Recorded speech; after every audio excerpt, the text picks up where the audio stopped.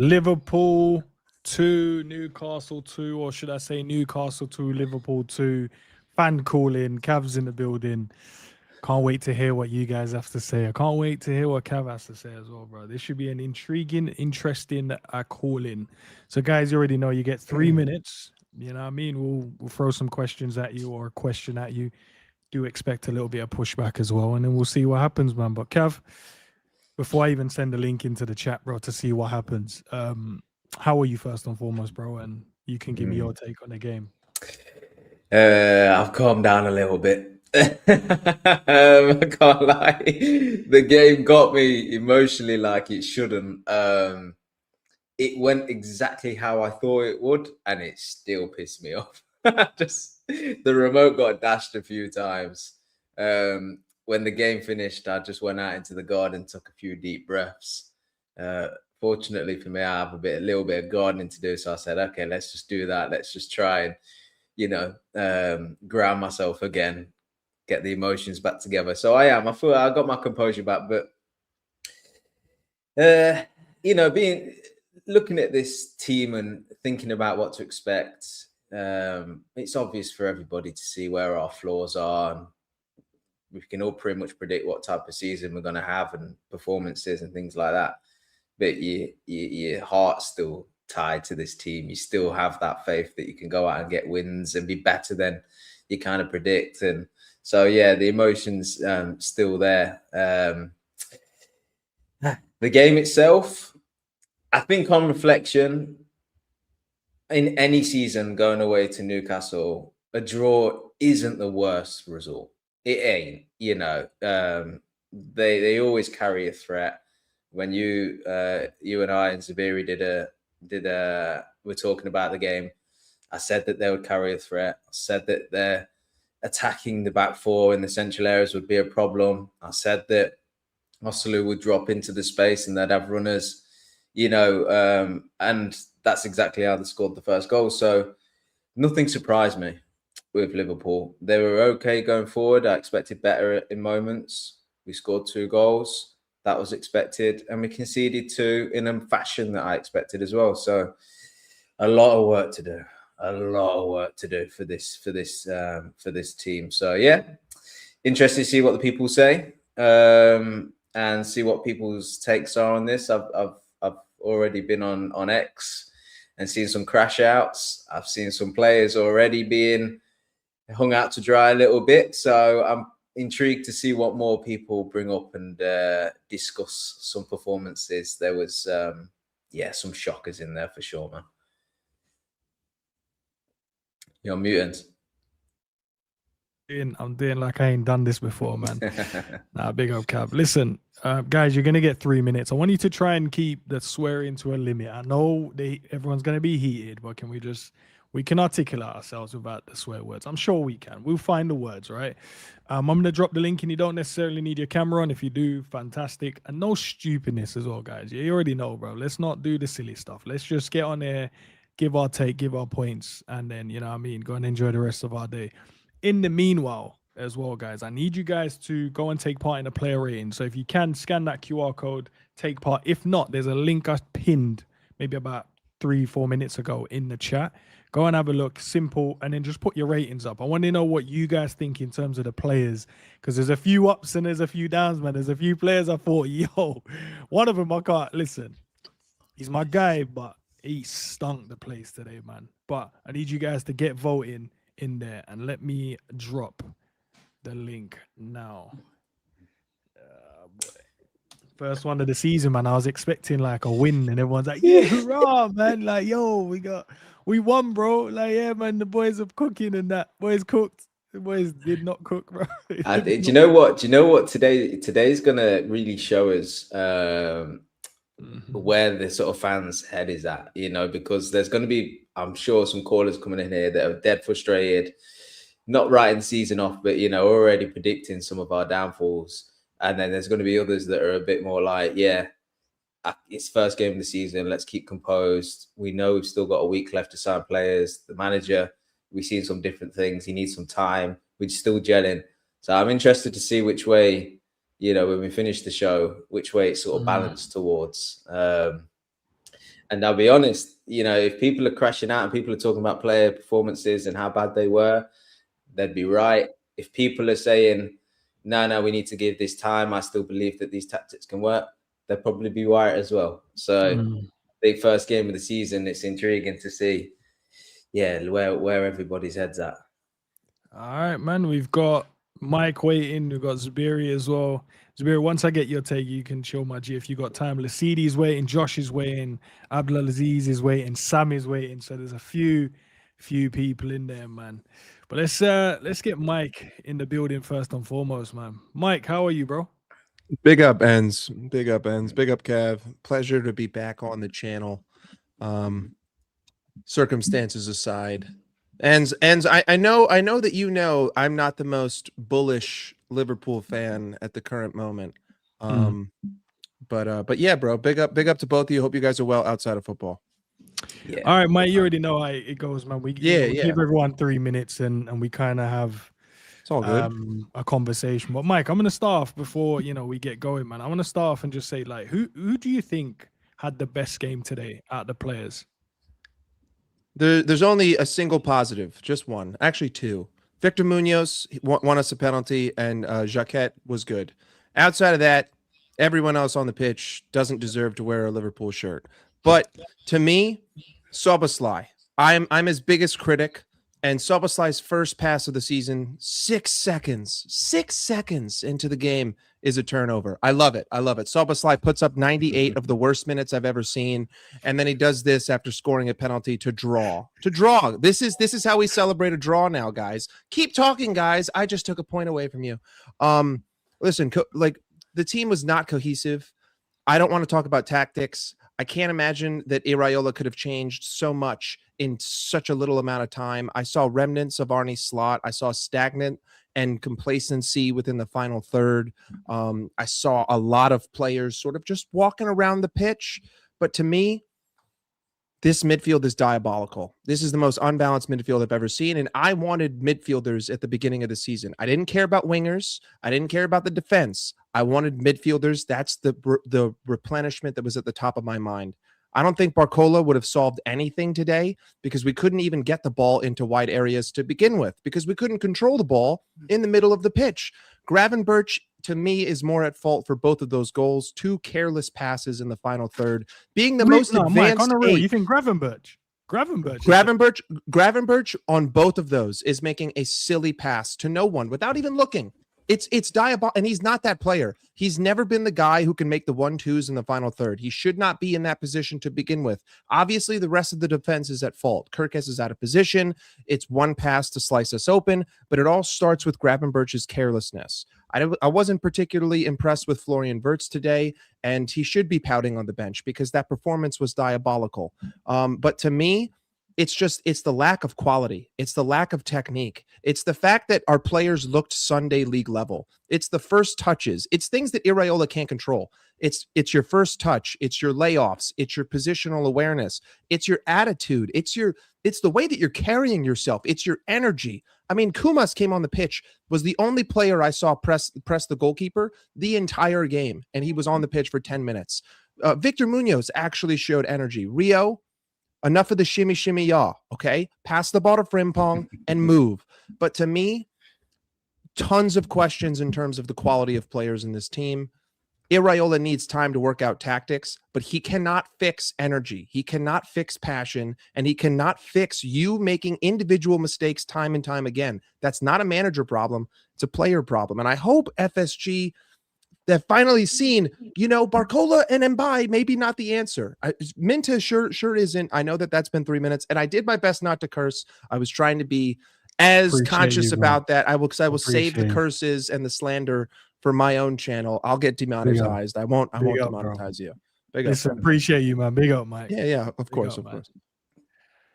Cav, talk to me, bro. He said the only person that deserves to wear the Liverpool shirt, and the rest of them need to just rip it off their back and do something else, bro. Do painting or something. Yeah, a few points in there I agree with. Can't lie. He picked out Muñoz and Xhaka as having good performances. I go along with that. I thought Xhaka was defensively, he's got some stuff to work on. But from playing out the back, ball carrying, passing through the lines, I think it was really good, quite impressive. And then Muñoz, when he comes on, just direct, running at people, obviously wins us the penalty, showing more in that snippet than Rio was able to out on the right flank. So yeah, fair play to those two. They put in decent enough performances to get some flowers. The rest of the guys, yeah, I mean, Mike talks about the quality, because we've spoken so much this summer about depth and support in the first 11. In actual fact, the guys that are in the starting 11 today need to show more quality. Mike's right in that sense, you know. Highlighted Florian Wirtz. I agree with him. You know, that is simply just not the level that you need to be at this season. There was good moments. I'm not going to deny that some touches were good, some picking some nice spaces, but just not effective enough. Just not enough of a threat. Just not knitting things together way as much as he should do. So, yeah, serious question marks over the output and the ability shown today. But what can we do? What can we do? Isak and Florian Wirtz are the guys for us moving forward. We have no choice now but to stick with them and just have, even if it's blind, just some faith that these guys can step it up. But today, they absolutely didn't, man. They were terrible. It's mad, bro. Let's Zubiri, bro. Yeah, let's get Zubiri in, bro. Big up, bro, man. Yo, you man say, man. All good, bro. I want to get right, your take. So I'll give you the 3 minutes, bro. If you want to chill around, you can chill as well, man, and we'll get the other callers on. Yeah, I don't have anything else going on other than cleaning up some machines to just clear my mind, bro. Because listen, man. Your new gaffer, bro. Yeah, here's the thing. The game started. I ain't gonna hold you, fam. Gravenberch made some tough passes, some tough touches, bro, and body shimmer within the first 3 minutes. And I'm like, yo, this guy, hey, we're about to do some business. Man got a channel open up. Nice. That's where you take the shot, bro. Man's like, yo, I'm not here for shooting. Let me get it to my striker. The striker was not in position. Endz, we play pro clubs, Cav. You're normally neutral, so maybe you remember this. You remember whenever time I run into the box, Endz is like, yo, why you going there if you're not ready to receive the ball? That was Isak. I'm not blaming Gravenberch, bro. Gravenberch is trying to supply a man that's get paid to be supplied. Bro, Isak is, bro, positional sense, awareness, fox in the box, anticipation, zero. He has zero, fam. What Gravenberch did, if he was a switched on striker, bro, he would have positioned himself. He was in no position for a pass. Gravenberch should have been a little bit smarter and just popped the shot. Anyway, it turned over 1-0. From there, Gravenberch kind of came a shadow for about 15 minutes in the game. But, bro, second half, bro, Gravenberch could have taken a touch, slammed it again. What does man said? I'm not here for that. Let me supply this guy. Yeah, I might have to blame him for that one. That was a poor decision still. But if it had came off, if you look at Isak body language, he was not ready to receive that anyways. Rio, shimmy, 2 man. Isak through the gap. He didn't step forward, can't get the ball. Bro, Isak was hiding this game. Do you think the manager should have taken off Wirtz, bro? Bro, Wirtz is a issue. Isak is the issue. Bro, Isak throws off the entire balance of the team because we normally pass it to Salah. And we're like, yo, why we're force-feeding Salah? Bro, the entire game, we're trying to find a man that's not making himself available, bro. Man was just not making himself available. Bro, crosses were coming into the box. Look where he was at.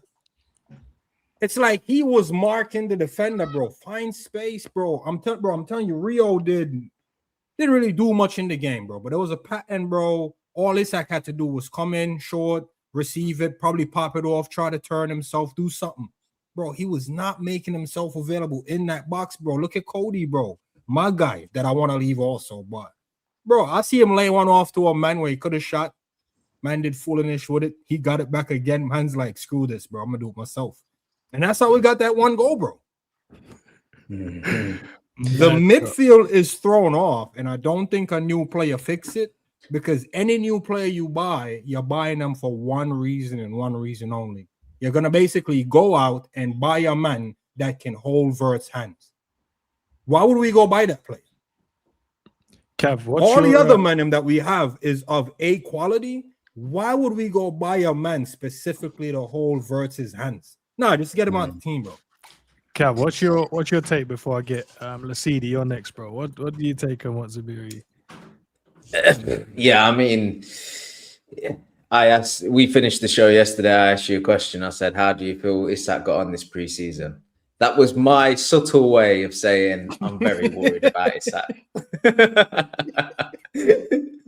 And I think I did say, look, I'm gonna give this time, and I'm not gonna badmouth him too much, and I'm just gonna hope and pray that he shows me that I should have more confidence in him. But right now, I'm not seeing it. I'm not seeing him in the. I know he got injured last season. I know he wasn't available for us a lot.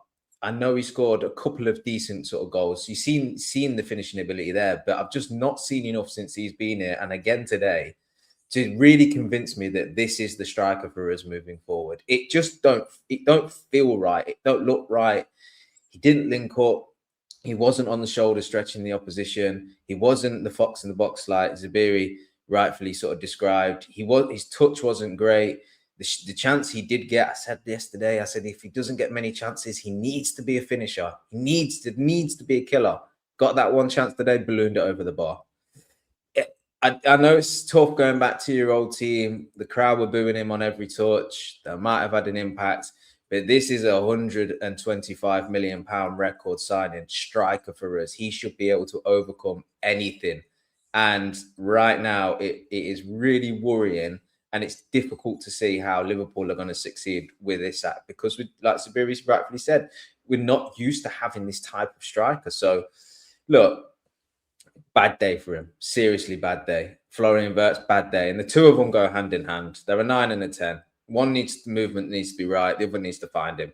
They didn't do that. They didn't help each other, and they both were poor. And they just needs to simply improve. That it is what it is. And I suppose just to finish, one thing that's bad is that both of them know they're going to start every week.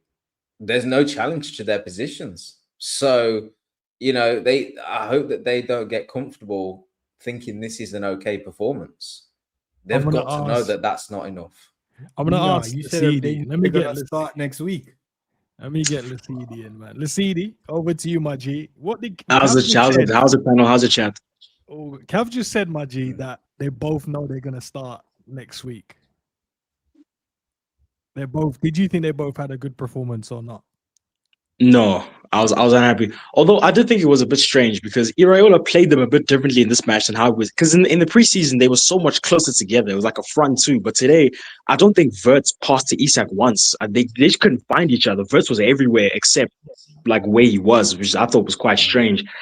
But overall, for me, I've been looking for it. Can you guys check your side? Because I'm looking for it everywhere. I can't find it here, bro. Where's Liverpool's midfield? How on earth does Callum Willock, how many times have we seen that exact? Do you remember on the first day of the season last year where Semenyo got the ball, legged it 60 yards, no one goes near him and he scores? If you look at the first goal, it's a bad giveaway from Gravenberch, but have you seen the screenshot of when they break? Do you know who the two most advanced players were when they broke? It was Gravenberch and Szoboszlai. They were further forward than Isak when Newcastle broke this way. That's our double pivot. And to me, the vast space that they have to leave because they can't pass. Gravenberch can't pass. Szoboszlai has a loose, he can't operate in tight space, he has a loose touch. So when he gets pressed, he loses the ball. It just is what it is. This is why you kind of have to play him either right back or further forward where he has that like space to run into, because the touch is not good. And for me, guys, I'm surprised no one's mentioned it. The fullbacks. Oh my God. Oh, like today, it was the first goal. I actually don't blame on Kirkes because Elanga can outpace anybody. But in terms of on the ball, they looked clueless, bro. Frimpong at times, I'm not trying to do too much, but he looks like a championship player with pace at times, dude. Like where it's bouncing off of him, and why are you taking left-footed shots outside the box? Who do you think you are? The way our defense was today, you would have thought Newcastle had Bale and Ronaldo in Elanga and Osula, bro. The way he made them look today. And even in possession, the back six are not technical. Any team that presses us high, we're going to struggle because Kirke is not comfortable on the ball. Virgil's good. Xhaka, I want to see more, but he looks good so far. Frimpong's not comfortable on the ball. Gravenberch and Szoboszlai have the build-up issues. So this rookie Newcastle team with the rookie manager, just get in their face, they're going to get uncomfortable. That's the biggest issue I have for me is that we can't build up. I've been one where people say we need a DM. Yes, we need a midfielder who can put a tackle in, but we also need a midfielder who can pass. Everyone says Salah replacement, Fabinho replacement. Where's the Trent replacement? How do we progress the ball? I thought Rio actually was the best of the starting attackers. He was a 5 out of 10, but I think he was fine. Play him on the left. No, wait, what? Who? I thought Rio was the best. Okay, I know Gakpo scored good goal, but I thought Rio was the best of starting attackers. He's not the Rio. I know it's Rio, but I'm confused. Not our Rio, another Rio. He wasn't good. I think it's best in the sense of you have a bad bunch. You only have a bad bunch. The best out of a bad bunch, you, bro. Thanks for sharing. It was a cheers. In a bit. Gakpo by far was the best out of the forwards. Gakpo in the second half, yes, but in the first half, you man think back, bro. Rio was the only one that didn't really do anything wrong. You know when you start pro clubs off at like 5, Rio didn't do enough wrong to lose the 5, bro. Isak and Gakpo, bro. Listen, it was a tough watch. I'll tell you what. You see, 5 minutes in, yeah, I was just gonna lock the whole game off because I said 4-0, and the way they took the first goal, I was just like, this can happen 3 more times. Samiri. I took pelters in the chat when I said that their forward line would be a threat towards us. I said he would batter us in midfield. I have one question for you, man, yeah, because no one is saying it, and it's actually disgusting. Alisson would say is one of the best keepers in the world. That first goal shouldn't have beat Alisson. Yeah. Positionally, I'm not taking nothing away from the pace. Ask Josh. Big up, Josh. Ask Josh. Josh, you think Alisson did his thing with that first goal? Not really, but I don't. He has to cover the near post, so it's one of those things. He made up for it. He made up for it though, because he made that really good one-on-one save for Wisa. So it's one of those things. To be honest with you, that's really all on the defense. But look, this is the worst possible game to have on the opening day of the season and you can just tell by the way we played. The atmosphere, yeah, it created so much nervousness, man. I'll be real. Like I know preseason is preseason, but I saw a completely different team last week. Way comfortable on the ball, way better passing out, way more confident. And most of that wasn't even there today. And most of the players were trash. And we're very fortunate to come away with a point. Only like 2 or 3 really, really good performers.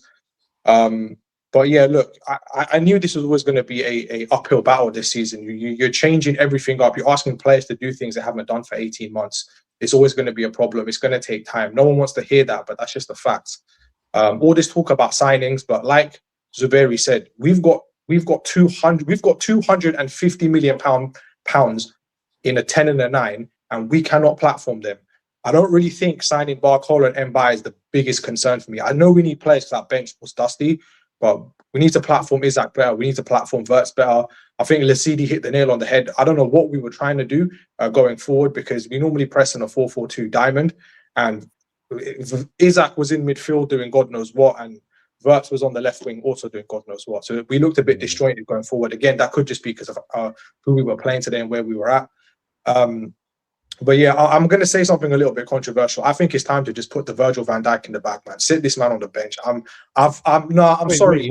Maybe it's just me. Maybe I can't. I'm blind. I don't know. But you see this. You know when you were saying, yeah, why don't players engage? This jockey, inshallah, death stare defending It's all comes from Virgil. He does this all the time. And you Josh, know what? wait, he had to drop off for that. No.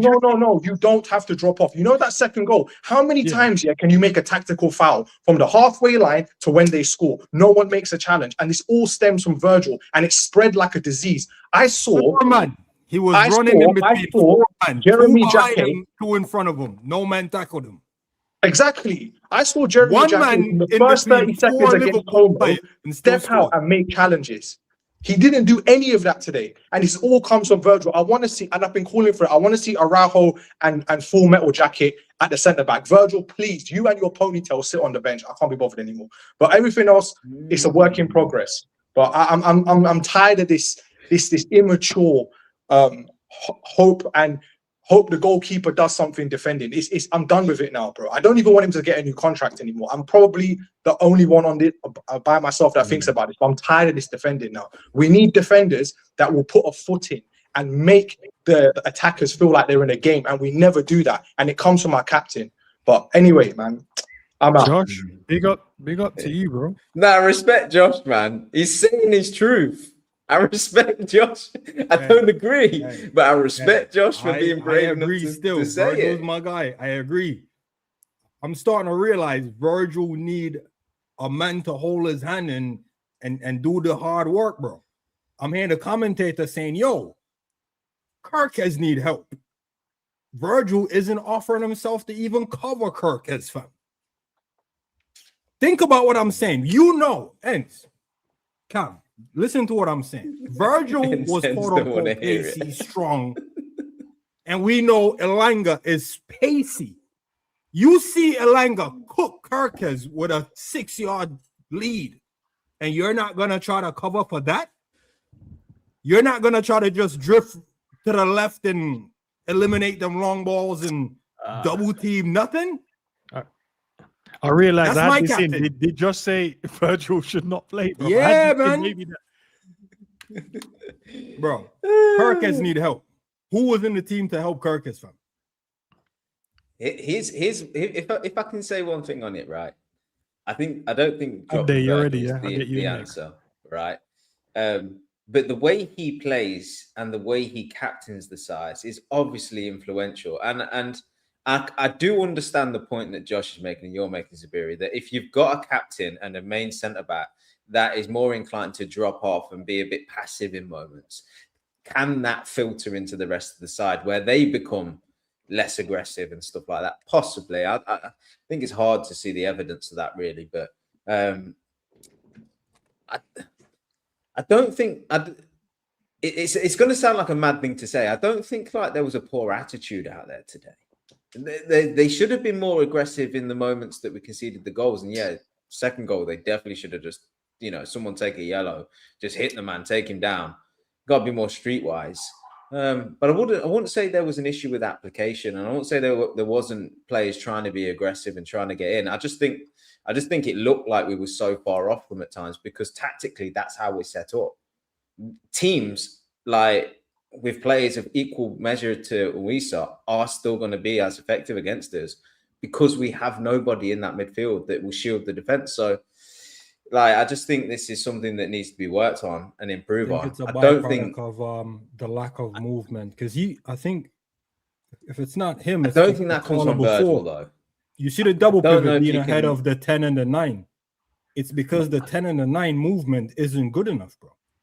But that can't be on Virgil though. No. I'm not saying it's on Virgil. What I'm saying is that's why we're so exposed. Because if we ask Grav and whoever is next to him or Szoboszlai to always stay behind the 9 and the 10, bro, we're gonna be easy to defend against. Because if you look at Isak, bro, the movement, the people are like, oh, he makes runs, bro. I've never seen Isak on the other side of any. Well, Zabiri, let me tell you this, right?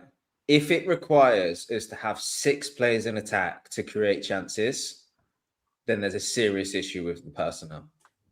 Bro, the front 4 did no combination today. There was never a point when I saw my winger, my striker, or my 10 made some sort of triangle where I'm like, yo, you know what? That looks good. I've never seen a triangle with the 10, the winger, and the striker. Not once today. The front 4 ain't getting it done. Hence the need for Gravenberch and Szoboszlai to step up and offer themselves. When they do, we lose it. My head is still Now gone. you got Frimpong trying to stretch the play, running behind the attacker who's running straight at Jackie. Virgil is jockeying. Kirk is ain't nowhere in the picture, bro. That's how the second goal came about. I don't want to throw this out there, right? But I'm going to anyway. So screw it. You know, the one way of tackling this is just to get the defense just to push up and do a proper high line. But then we're basically playing Ange football at this point. Let's get Abdi. Yeah, we've been there before. Abdi, big up, my bro. I hope you big up. I hope you guys are well too, man. You know what I'm saying? Big up. Make sure you guys like and subscribe to this guy, bro. He's doing hard work. You know, it look like it's a new update too, bro. It's looking like I'm walking into a new apartment right now. The place looks nice and fresh. Bro. Just wipe your feet. That's what you gotta do, man. Don't put your feet on the wipe your feet. Make sure you keep the shoes outside. You know what I'm saying? No, I'm gonna ask you the tough question. Josh said drop Virgil, man. Yeah, he's smoking butch. He's smoking butch. Whatever type of drugs he using, he got to stop using that, bro. We cannot drop Virgil at any point of the season, bro. There is nobody. First of all, we don't have a backup for him right now as it stands because Leone's not fit, and he's been out with an ACL. So if you drop Virgil, we're in big trouble, bro. So no, I don't want Endo there. I don't want... No, keep Virgil there. I think, in my opinion, the manager made 2 mistakes, in my opinion. It's not big mistakes, but it's kind of like a small mistake, right? I think Muñoz should have started the game because he's a more experienced player. Rio's still trying to learn that right-hand side. He's still not there yet. So I think Muñoz should have started there. And I think it was a bit of a hard take, but I think Araujo should have started this game because this is a game of emotions. And you need somebody with experience next to Virgil. Because, see, the tactical fouls you guys are talking about, Araujo would have made that. You know what I'm saying? So, like we need somebody with experience next to Virgil just to handle that moment. And we should have slowly brought in Jackie into the team. Jackie is a talent. He's a baller. He's going to be a phenomenal center back for us, bro, right? But we need to take our time with him. We can't rush him into these types of games, you know what I'm saying? So I think that's been our mistake.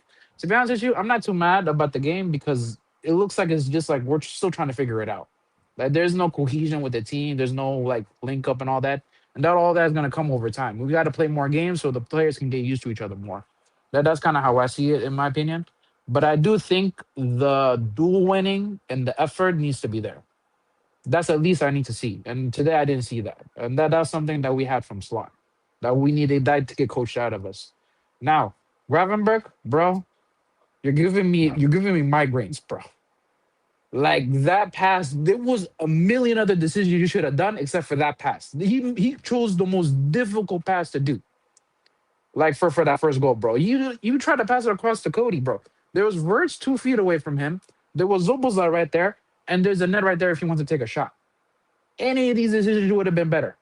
But he picked the most difficult decision, and it cost us. And yes, players are gonna make mistakes. Even the manager said that. Sometimes we might make a loose pass or something like that. But we should be better in shape structurally to deal with these counterattacks. And in this game, we haven't. You know what I'm saying? I think we should have bought a midfielder, in my opinion. If you're telling me Trey is Jones' replacement, you better be playing him. Otherwise, you guys are proving us that you guys made a massive mistake of selling Jones. Because either you get a Jones replacement or you start playing Trey more regularly. Don't do this like, no, Trey is going to be the up-and-coming player, and then you give him like 10 minutes at the end of every game. No. If you think Trey is the Jones replacement, Jones is a player that's competing for the starting lineup. That's what Trey needs to be doing. Otherwise, like you should be buying a midfielder, in my opinion. I think we should have bought a midfielder. We should have bought a right back. If we just get Barcola, for me, that's enough with our wingers. I like what I saw from Muñoz. I like Gakpo right now. Like, I think he's been our best player in the game. But, like, yeah, I like Gakpo. So, I don't mind keeping him. And we should not be selling Gakpo, by the way, because this is the only player we can rely on so far. But, yeah. But big up, bro, man. Big up, man. Big up. Good points, man. Hey, yo, question. You might think we should scrap the 10. Like, no disrespect to the guy in the number 10 position. But 2 8s. Bro, let's move away from the 10. Show me a different tactics, because Slot couldn't get the 10 to work. I don't think, bro. Do you know my man took 10 games at Bournemouth before his thing joked? They lost 10, bro. I can't watch him trying to fix this 10 that didn't, bro. We've never seen a moment where this guy in the 10 works, bro. Never. And the only time we seen it, it was more of the striker in Hugo forcing it to work than him actually working. I think we should go back to the 6, bro. Just go back to the 1-6 and the 2-8s, bro. And let's go back to some Brexit type of cooking. This guy in the 10, by having a 10, we don't have a guy sitting back. So we have no one to drop in the pockets of the 2 center backs, bro. Yo, this 10 thing, we're overcompensating, man. Let's just bring it back. Use him as a left side 8 or something. You know what I mean? Him in the 10, bro. We're too open. Way too open. All right. Let's get Sam in the building. Big up, Sam, bro. Zabiri said drop the 10, bro. Maybe 2 8s. How did you think our 10 played today, my bro? Big up to you, by the way. Well, big up, man. I think the problem is actually quite clear for us. I see why we're trying to get Barcola and another winger, because Rio on the right doesn't offer anything, and to be fair to him, that's not his position. He's a left winger. He's more effective on the left wing. Gakpo, now I know people are saying Gakpo was the only one, but I don't even think Gakpo was that good. The problem with me or Gakpo on that wing is that Gakpo's not fast enough and he's too predictable. Getting Barcola on that left wing is going to make defenders think a lot more than what Gakpo's doing, because Gakpo, yes, he scored, and I like what he did in going into the midfield and overloading the midfield, which is why the 2 midfielders for Newcastle didn't know who to mark. That was good. But on the wing, he's very limited with what he can do. Cutting and shoot, cutting and shoot, cutting and shoot, cutting and shoot. So that's one thing. Now, we're going to address that because we already know from reports that we're going to get Barcola and another winger, whoever is Minte or Mbaye, I don't know. My problem is the midfield. Now, with the midfield, I don't think Gravenberch should be dropped, even though I believe he was the at fault for the first goal, because you could have made a simple pass to Szoboszlai and then you went and made the hardest pass on the left, which did not make any sense to me. Gravenberch should be the left 8. We should have more of a DM, not a destroyer, but somebody that's a little bit defensively minded, a little bit like a Kamara, a little bit like a Sangare, who can pass the ball and who can make a tackle. And then you have Gravenberch, because the thing is with Gravenberch's skill set is that his first instinct is to get the ball, turn, and then run. Now, if he tries to get the ball, turn, and then run in the position that he's in now, if he loses the ball, we have nobody behind him. And that's why we see the space between the defenders and the midfielders. And that's where they're killing us. And you saw it in pre-season as well. So I believe, and Szoboszlai, for me, just put him at right back. At this point, just put him at right back. Because he cannot work in tight spaces. He has to have the game in front of him all the time. He cannot... Right back? Yeah, at this point, because he's more athletic at right back, and he can get back. He's got the engine to run up and down. Frimpong for me at this point, yeah, I can't lie. And then you have what's it called? The comment on Virgil van Dijk. Now I want the guy to come back and talk. Even though I criticize Frimpong, there was a moment in the game where Frimpong was alone, and he didn't actually charge into defending. He actually backed off. Is the guy gonna blame Van Dijk for that influence as well? Because Frimpong did actually quite well there in that instance. So, hey, listen. But from today, this is my last thing. From today, I can actually see where we need to go with this. We do need the 2 wingers.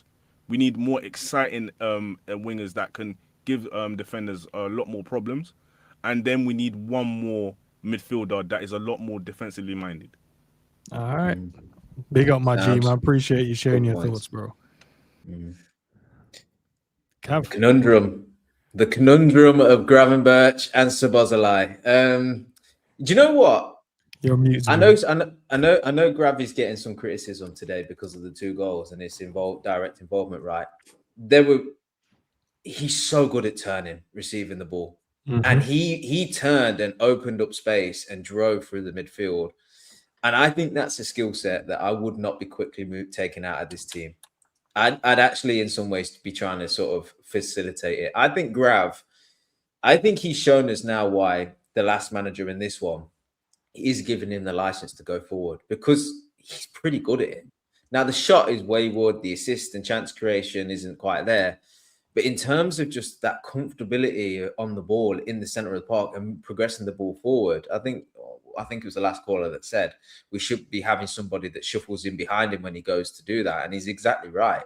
Like, I think Grav's got a skill set that is really, really world class in some things that he does. And it's finding the balance between when you utilize that and what player goes with that. The Szoboszlai thing, if Iraola next game puts Szoboszlai in the 10 and leaves Wirtz on the bench, I'm not mad at it. Yeah, but don't you think that's a worry? Because if every caller from what they saw is Szoboszlai in tight spaces doesn't work, why would you now put him in the tight space? Because I thought you were going to say I think one thing, put him in the 6. What's his biggest strength? What's his biggest strength? He's aggressive. He wants to lead from the front, and he wants to run, and he wants to press. We won a title with him doing that. We literally won the league with him in the 10 doing that. So now we're like, oh, we're not too sure. Do we put him at right back, let him have the game in front of him? He's got the long range passing. Do we try and make the 8 work? Do we push him back further enough? I think, do you know what? You can answer this question for the next 5 years whilst he's here. We've seen one position where he's effective. Is he the best 10 in the world? No. I'd love Florian Wirtz to be the guy in the 10 and be successful in it because he's more technical, he's more skillful, he's better in tight spaces. Of course he is. Yeah, he's not but the truth of the matter 10, is, but it works. The truth, it just does work. And that is the thing. It just does work. And it's not sexy, but it won as a league. So hey, I'll take a Brexit 10, you know. Brexit 10. All right, let's get bro, that's what he reminds me of. Like our midfield back then, it wasn't great. Our midfield wasn't great. Individually, wasn't great. But as a unit, bro, it worked. So yeah, you're forgetting we did win a league with Sobo in the 10 and McAllister and Grav is the 2. We won a league doing that. Covenant, man, come and clear some of these things up, man. I'm hearing Virgil needs to be dropped. I'm hearing Sobo should be right back. I'm hearing quite a few things, bro. Listen, yo, big up. Can you man hear me? I don't know, my connection is a bit mad. Yeah. Go ahead. Well, listen. Yeah, overall, I've heard some crazy things tonight. Firstly, what I'd say is, was it a great game? No. Could it have been better? 100%. But I think it's a start. It's a start. That's what I can say. One thing that I would like to criticize, though, is I think we got the squad building completely wrong in this team. I think there's a bunch of profiles that are suboptimal for what we need in the Prem in this day and age. I think the center backs, I think they're good, but I think there's a reason why we see City and Arsenal play either midfielders or center backs at fullback, because I think there's just an element of control that comes with that. You know, I think we need a bit of control, and I think one thing that Sam before me said that was really important was the problem with Grav isn't that Grav is inherently a bad player. It's just his method of being impactful in games leaves the team exposed. And I think that isn't just the Grav problem. I think that's a Sobo problem. I think that's a Frimpong problem. And I think that's a Kirkes problem, because when all of them keep needing to run with the ball or run into space, there's no one to fill that space. No one's tactically disciplined enough to fill that space behind them. So if you have, for example, a centre-back, for example, a midfielder in fullback and other midfield positions, that brings an element of stability because they don't have to vacate their space to be effective in the game. And I think that's the main thing I've realized. And I think the technical level of the team is actually lower than we realize. I think there was many passes that were just wayward and you're just like, man, that's a simple pass, just play it. And I think that's why Xhaka is really impressed, because he's played simple passes, but he's done it at a quality level. It's been, no hesitation like there is with Mac, for example, or Sobo, or no inaccuracies like there is with Grav. And it's just like, just small things like that would take us up tenfold. Then you can start going, okay, do we need a left winger? Do we need more pace here? Do we need that? But yeah, in terms of individual performances, I think Isak wasn't really that great today. I don't think Wirtz was terrible, to be honest, but I also can see why some people would say he wasn't great. I think he played a couple good passes, and what I liked to see was that he was actually taking a bit more onus and shooting, which we didn't see last season. So that's my take on the game, to be honest. Who was the worst player on the pitch then?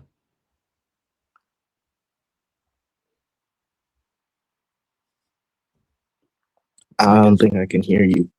Who's the worst player that was on the pitch today for us? Let me jump back in. I can't hear properly. Don't worry, bro. It's all good. I have to say, it's Kirk is not that deep, because you remember back in the day when Trent come up against a good winger that was cooking him, man was just cooking Trent. And all of a sudden, Kirk gets cooked by a good player, and we're just gonna let it slide because the player is good, bro. I think the worst player today was Sobo. He offered nothing to that team today. Not one bit. Not defensively, not in the attack, not covering. I ain't gonna lie, still, man was struggling to control the ball. It looked like me when I stepped out the other day to play football. The man them said I was playing in slow motion, but in my mind, I'm moving, bro. Man was like, bro, you're so predictable. Bro, there was one header that Rojo did to him, and if he controlled it in turn, we could have won on a break. His touch took him back towards our goal, and he lost the ball to Wissa. Then he went and fouled it. It weren't a foul, but the ref gave it as a foul. I'm just looking at it going, bro. Well, it's one. I mean, the caller made a great point, really, in the fact that your team can look so much better if your simple passes are connecting. And we've seen, especially in that second half, players struggling to control what is simple balls, which professional football should be able to control. Weren't under any particular pressure, just poor control. And then we're looking at the passing. Seem to want to run with the ball. What's up with that? But the thing is as well, like I think there was 2 moments I can recall. Virgil just booted the ball off the pitch. Like, how are you meant to build up any momentum? And how are you meant to progress the ball forward when your centre back's just rifling them? I got to the point in that second half when we were 2-1 down, trying to change the game. I'm thinking, they're trying to force this ball forward so much that they're hitting long ranges, but the long range passes aren't connecting. And we're basically just losing momentum because we're just giving forwards such difficult balls to try and control, or they're just being booted off the pitch. And I'm screaming at the TV, just play some simple passes. Just slowly progress forward, because you look to that Newcastle side today, it didn't really take much to carve them open, if we're being honest. No. We got to the byline with some simple passes.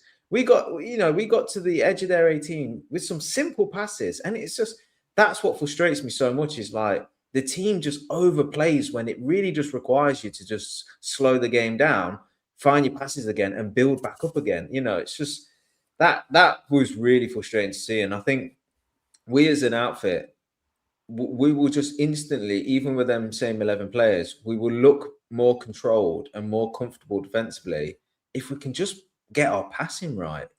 It sounds so basic to say, but I feel it's true. Just connect some simple passes. What was tough for me? It's looking at Newcastle using 3 players to pass the ball through 6 of our players, and 6 of our players can't pass the ball through 4 of their players, bro. Because the man on the ball, bro, all he's doing, bro, is just running with the ball. I'm watching man get the ball and run it straight out to the to the byline. I'm just like, yo, what the hell's going on there, man? I'm trying to sort it out, but go ahead, boys. I'm just trying to sort it out. Bro, I'm watching the game. Every man's taking 4 to 5 touches, bro, in the direction they're going to ultimately pass the ball, bro. If you're going to pass the ball in that direction, there's no need for you to make 5 strides into that direction, bro. Just pass the ball. Keep the ball taken over, bro. Do you think that partly gets it? All he wants to do is a marathon run up the pitch. It's just like, bro, just pass the ball up there. You don't need to run up there. Spring pong. That's why the man them say look like a championship player. Every time he gets the ball, you know how Trent gets it. He pushes it out from underneath him and he looks up to see where he's gonna put that ball, and then he puts it on a dime every time. Spring pong, bro. He gets it, bro. Head down, 99 pace, activate, bro. Bro. Yeah. No idea what he's gonna do next. Let's get Paul in, man, to see what Paul has to say. Big up, Paul. Big up, Paul. Well, I'll just carry on from Cov's point about our players lacking a lack of technical ability amongst our players. They basically don't know. They can't control the ball. They don't know how to manipulate the ball, or even now to use the ball. They don't have any appreciation of the flipping football. You've got to have an appreciation of football before you can actually pass or do any things you want to do with the ball. And so many of our players have got that. There's a lot of low IQ ballers in our team. I've got to say it. There's a lot of IQ ballers. They don't know how to make the right decisions. There's no mental ability to read the game or understand or anticipate. And I see that so much in our fullbacks, in particular. Frimpong and Kirkes. Should never have brought him in the first place. I've been saying that from time. I was praying to God we wouldn't sign him, but we've got him now, and so far we are not reaping any rewards for that at all.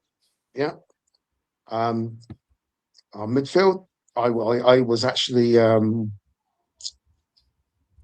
frightened of the midfield pivot that he selected. They're not. You cannot go ahead and have that midfield pivot in future games. You can't. Szoboszlai and Gravenberch are not a midfield pivot for me. That kind of provides confidence. Terrible.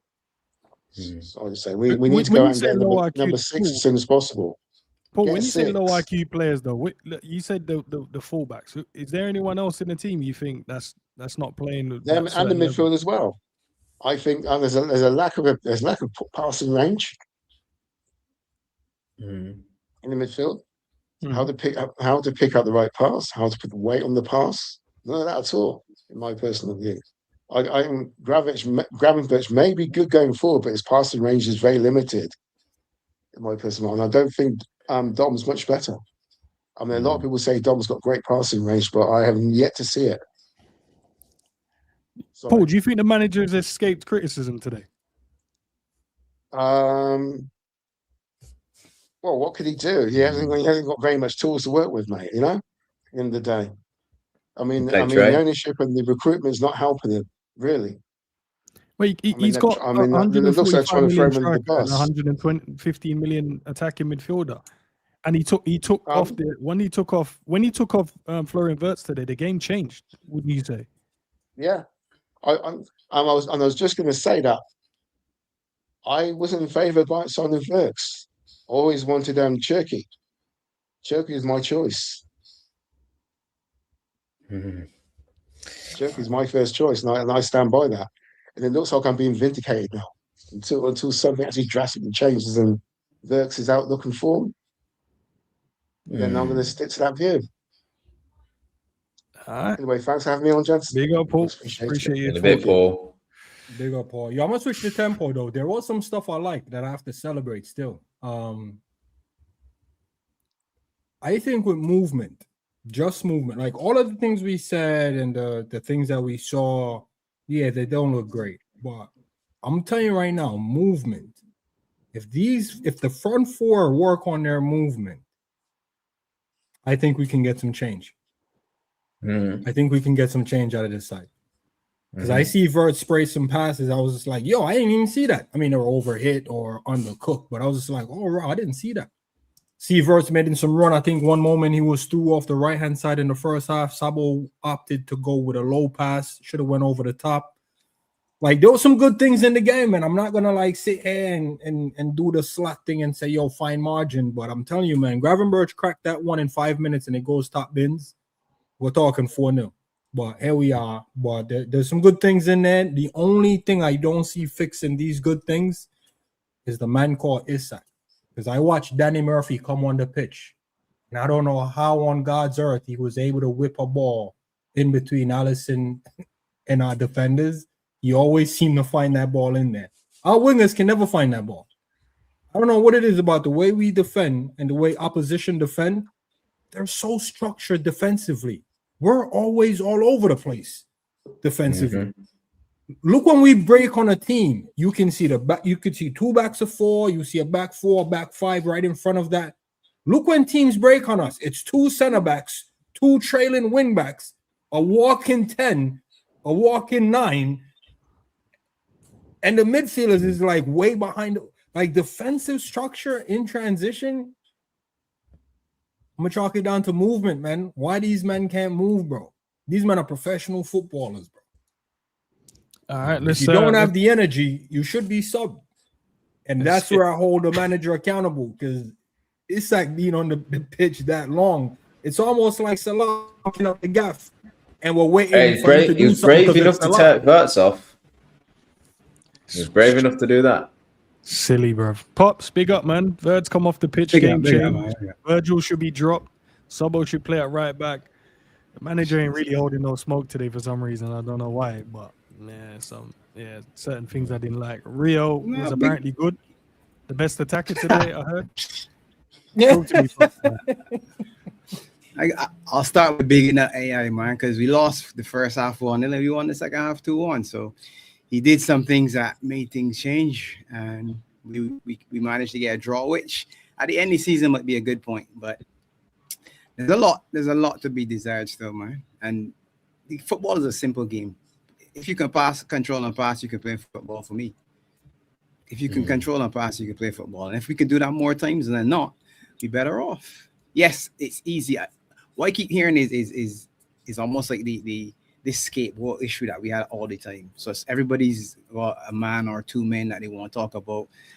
Zubiri at one point was talking about my number 10 without even calling his name. He must be number 10, he number 10, he number 10. I ain't saying, well, Verts in our player anymore. I mean, Verts is a problem because he's 100 million. Isak is 100 million. The two of them at the top of the list, if we be honest. Last season, Isak had the leg break. Verts first season in the Prem. This is the season for them. But you know what? You got a new man in charge. So game week 1, as much as we were excited and was looking forward to see something, you could see we got some struggles. Muñoz came on and was better than Rio, but you know what? The game state changed at that point in time. So it wasn't as though we were suddenly constructing something on the right-hand side. It's just that over there started to get stretched, and opportunities that Muñoz got, Rio never got. Muñoz got played into one where he ran into it. There was never a point in the game where there was an opportunity to play Rio in. I was disappointed with the lack of 1-2s between Frimpong and Rio, and the same thing with Gakpo and Kirkes, because that's how we're going to find joy out of those 4 players, in my opinion. The middle 2 don't work, and we've said that since preseason, so we know that already. But we can't play 2-4-4. It can't be Verge and Jackie just stand up behind and everybody else trying to go and score a goal. That's madness. But back in the day, you used to play 4-4-2, and it wasn't a 6. In a 4-4-2 system, it was a 6. Me and Cav in the midfield. Cav goes, I stay. I go, Cav stays. Cav and I cannot go together, and worse yet, run past the striker. Hey, I'm in front of you. Yeah, pass it to me. What? These are intelligent men. Forget what we say, IQs and this and that. They're professional footballers. They're paid to do a job. It isn't that hard, though, guys. And they're making it very difficult. Credit to Newcastle, who played in the system similar to ours. And when I heard Elanga wasn't playing, I was happy. And when I saw him on the pitch, I said, oh, my God, here's the problem. Because we're going to press. Something's going to happen. No, I told Crowd this when we did the predictions. We're going to press, something happen, and he's the man that being get released. And no one's catching him once he goes. No one's catching him. The second goal, we can't make any excuses. Someone needs to pull him down. Someone who wasn't booked needs to say, all right, I'll take a yellow here. We've done this for years. Was it about 9 yellows by the end of the game? Years. And then yellow card was flying. I don't care.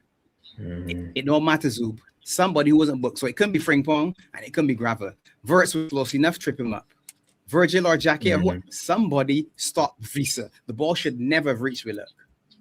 I think Ali could have done a little bit better on the first goal. I think he took an extra step to his left, which cost him too much space on his right. But I won't kill him for that because he was obviously thinking too much about the near post. For me, he took one more step over. I'm not a goalkeeper, but that's just what I felt when he made that extra. I said, you're giving him too much to see on the far side, and you're not going to save it. But that shouldn't have happened because obviously Gravenberch should have taken a shot and probably scored. But all it is just that the coach has a lot to deal with this week. Him and the team got a lot. There's a lot to talk about. Dom scores the penalty. Good for you. The rest of your game, my friend, was not very good. I saw him doing an interview and talking a lot, and he sounds fancy and all that. Dom is a man that got to look at himself a lot because I'm not happy with a lot of what he did in this game. A lot of what he did. He ran straight into players, passing a lot of things. So there's too much to go after one man. In the Kirkes was this or Rio.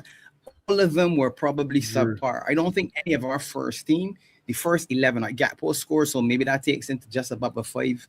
Maybe Jackie, maybe it was a little bit better, but Arojo, well, I'm sorry, pronounce his name wrong, Muñoz and Kumas, to me, as subs came on and said, you know what, let's elevate this a little bit. And all they did was run a little bit more, tackle a little harder, and find a pass. That's it.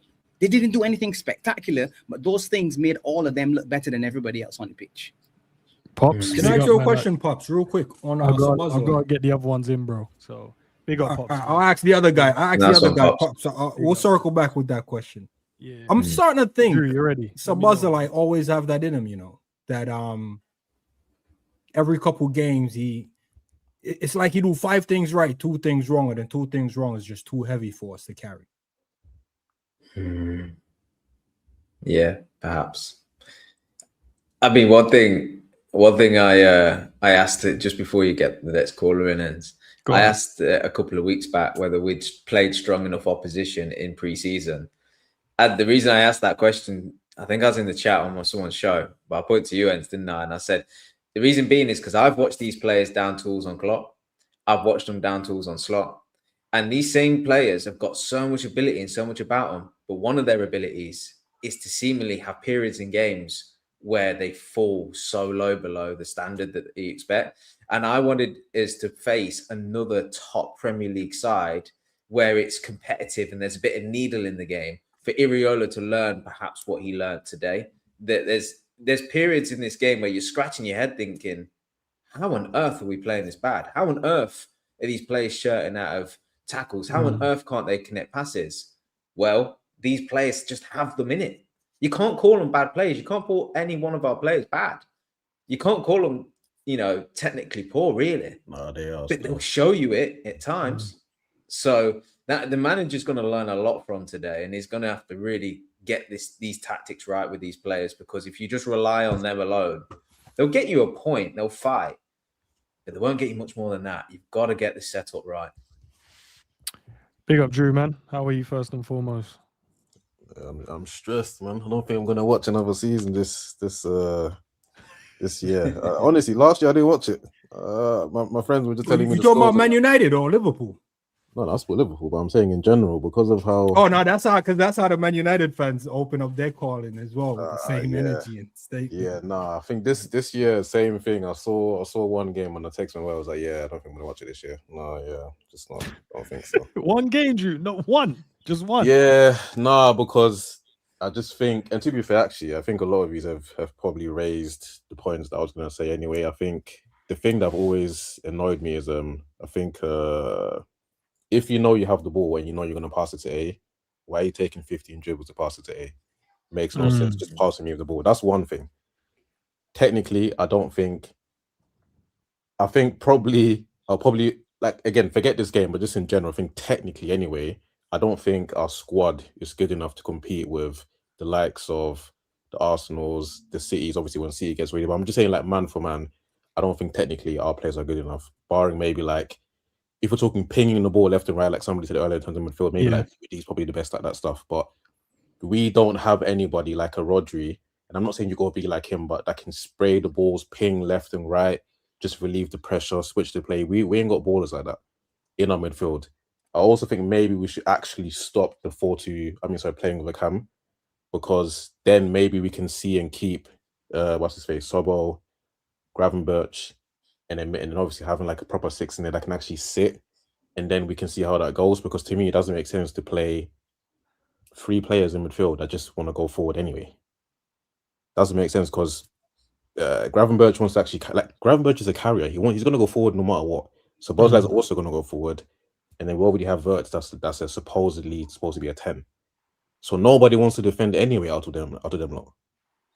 So I don't know. I don't see the point of that midfield. I don't think it's going to work. I think Isak, my guy, but I don't know. He just looks very, I don't know. He looks very like a man that's built on glass. I don't know. He just looks very, I don't know. Pace is gone. Looks like he's always stretching and reaching. I don't know. He just doesn't look like the Isak from Newcastle, which is, I don't know, disappointing. But I guess we just got to see how it goes in terms of if he might pick up, I don't know, down the line. But I know Gakpo scored, but again, I'm not a fan of Gakpo at all because he's just like a one-trick pony. He wants to be cutting in and then wants to be crossing it, like aimlessly crossing. He doesn't. I feel like a lot of our wingers, they don't really cross with purpose. The crossing isn't really going anywhere. Like if you watch Arsenal and you watch that Zolis guy, which again, I always say I'm gonna give people a season before I rate them. But that Zolis guy, when he's putting in crosses, it's going to someone. It's not just aimlessly in the box, if that makes sense. No, Like it's makes got sense, purpose. What? Big up, bro. Appreciate your thoughts, man. No worries. All right, hopefully you watch more than one game this season. Hey, I don't know, man. I can't listen. Like I'm seeing, It could get better from here, you know. Like this could be the worst one, you know. And Listen, we didn't lose, so technically, I'm seeing undefeated Wisa still. weaving past 4 man like he's Messi. I don't even know about that. No one's tackling him.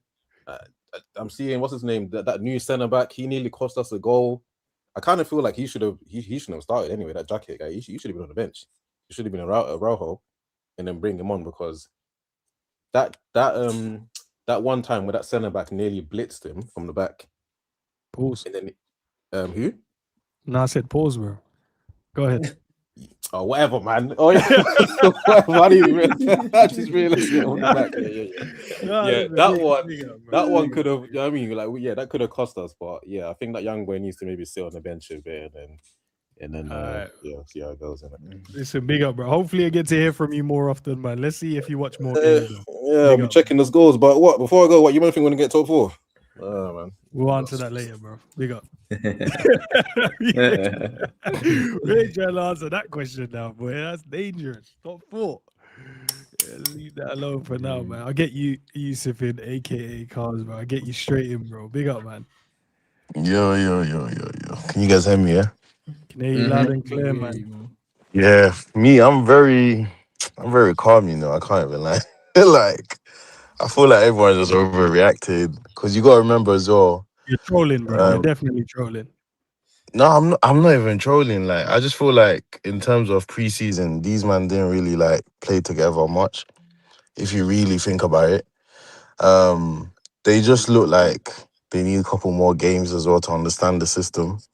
I think maybe in like 5, let's give it like 5 games, then I think I will now see, okay, cool, this is really bad. But to be honest, I feel like the midfield is probably the problem in terms of them working together, knowing where to be.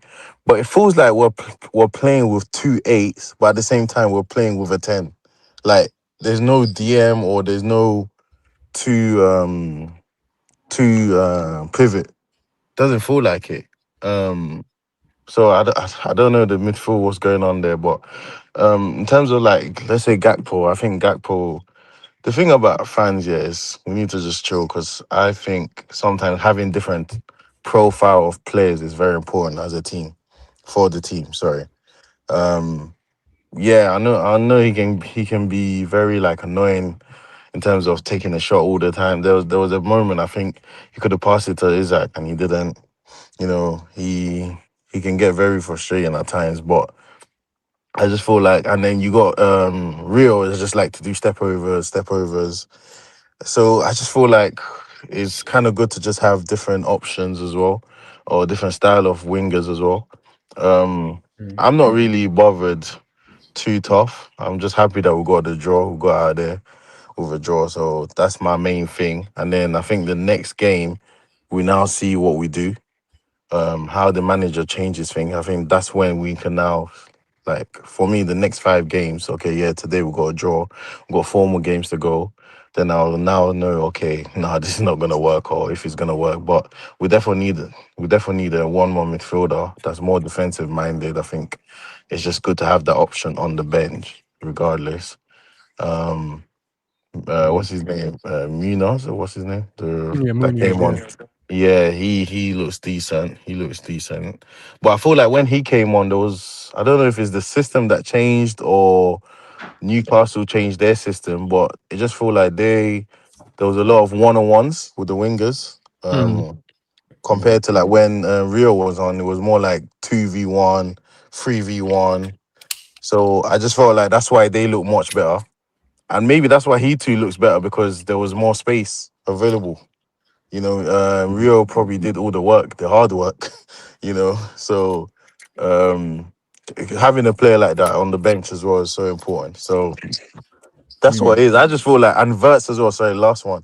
Verts as well. Like, I think he did decent. It's just, I don't know, man. Like there was moments that he looks too relaxed as well. Wasn't pressing much, and then I think Szoboszlai, he does that thing where it's like, oh, you lot are not pressing, I'm going. And then I don't know if that's part of the system or if that's just him doing his own thing. But if he wants to be our captain, he needs to chill as well. Like I feel like he just needs to chill.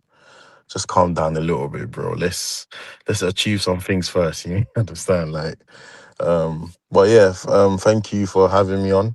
Always, bro. Sorry, I forgot his name. The top. Cav. Yeah. Big up to you. I agree with him more than anyone else, on YouTube. No, because I feel like appreciate it, man. Hey, call him next week. I feel like that's how a real fan should be. Like, just calm down sometimes. I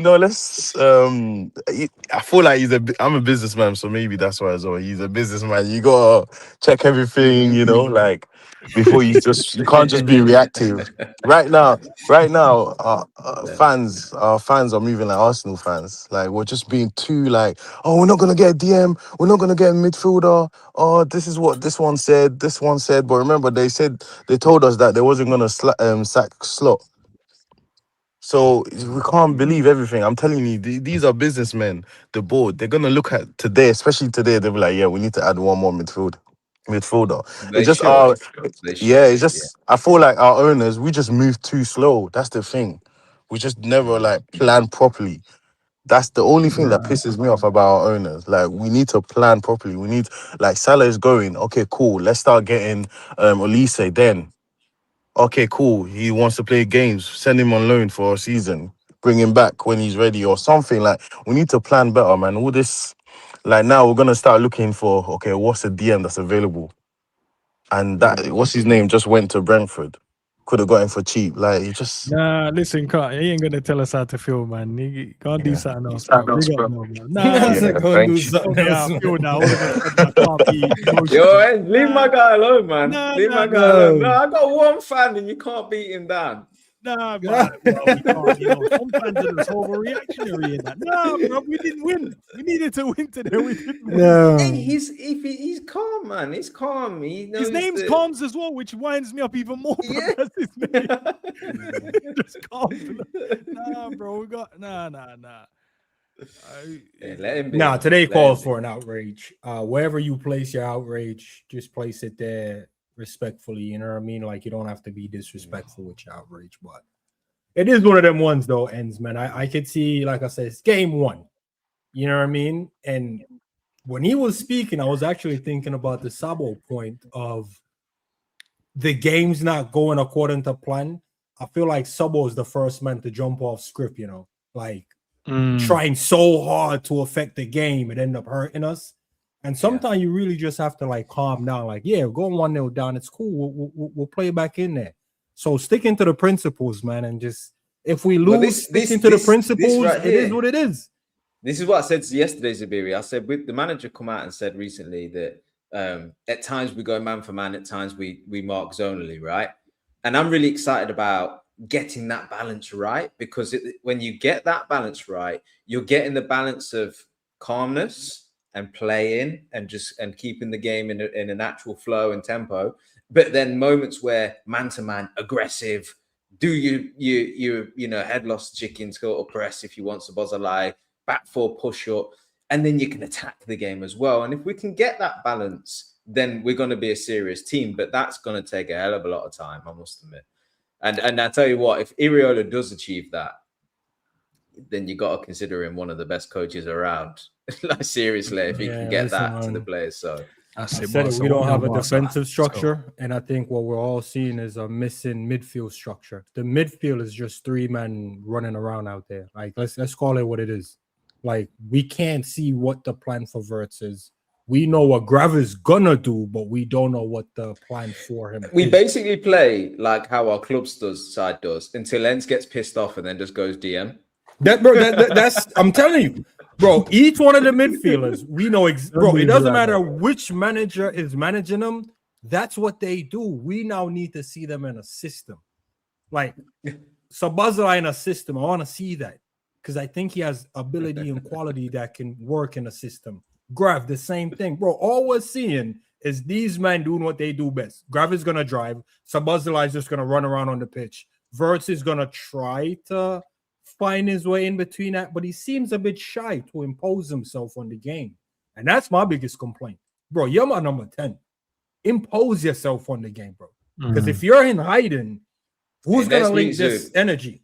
Next week back at Anfield, we'll see it. Don't worry about it. You're saying Wirtz is going to impose himself? Bro, yeah, I think Newcastle away, the build up to the game, the atmosphere, I think it did have somewhat. You think that's what we seem a bit shaky. Like heads in? All the booing and stuff. I think it played a part. Yeah, I think it did. I think it played a part. It's not the excuse, but I think it's a contributing factor. I think this performance at Anfield doesn't fly with me, you know. Like I'm coming in here shooting at man and gal and everything. You did say he was gonna win. What was the score again? 4-0, bro. You said 4-0. Bro, 4-0, bro. So you think I'm picking a lesser score at home? You think I'm looking at the opposition next week and going, you're saying 4-0 for next week? You're saying 4-0 for next week? No, I mean, you said 4-0 for this game. No, as the time. No, he changed it to 2-1, didn't he? After you got pressed a little bit, he said, "Nah." He said 2-1 after the. Yeah, he did. No, I beat that Bamba press, bro. I beat that because when I look at the Bamba, there was no way he was starting, bro. Man's 20. He's not starting against Liverpool. And then he came on, and then Muñoz cooked him, bro. Left him in. Exactly, bro. Did cook him. Bro, when I deeped it, he was 20. I'm like, fam, you man are telling me they're gonna hang this 20-year-old kid to dry against Liverpool? No way. All right, listen, big up to the chat, man. Big up to all the callers. Guys, look, there's a QR code on screen. Scan it. If you haven't already, there's a link. We'll get into the player ratings in it, see how many of you guys have voted on the players as well. I've kind of thrown some ratings in there already for myself. I want to see how much we match up. Guys, you know, Zabiri, obviously, Cav, you let me know as well. If I need to change anything, I'll change it. But I'll give it another minute, and then I'll have a look and see what's going on. Yeah.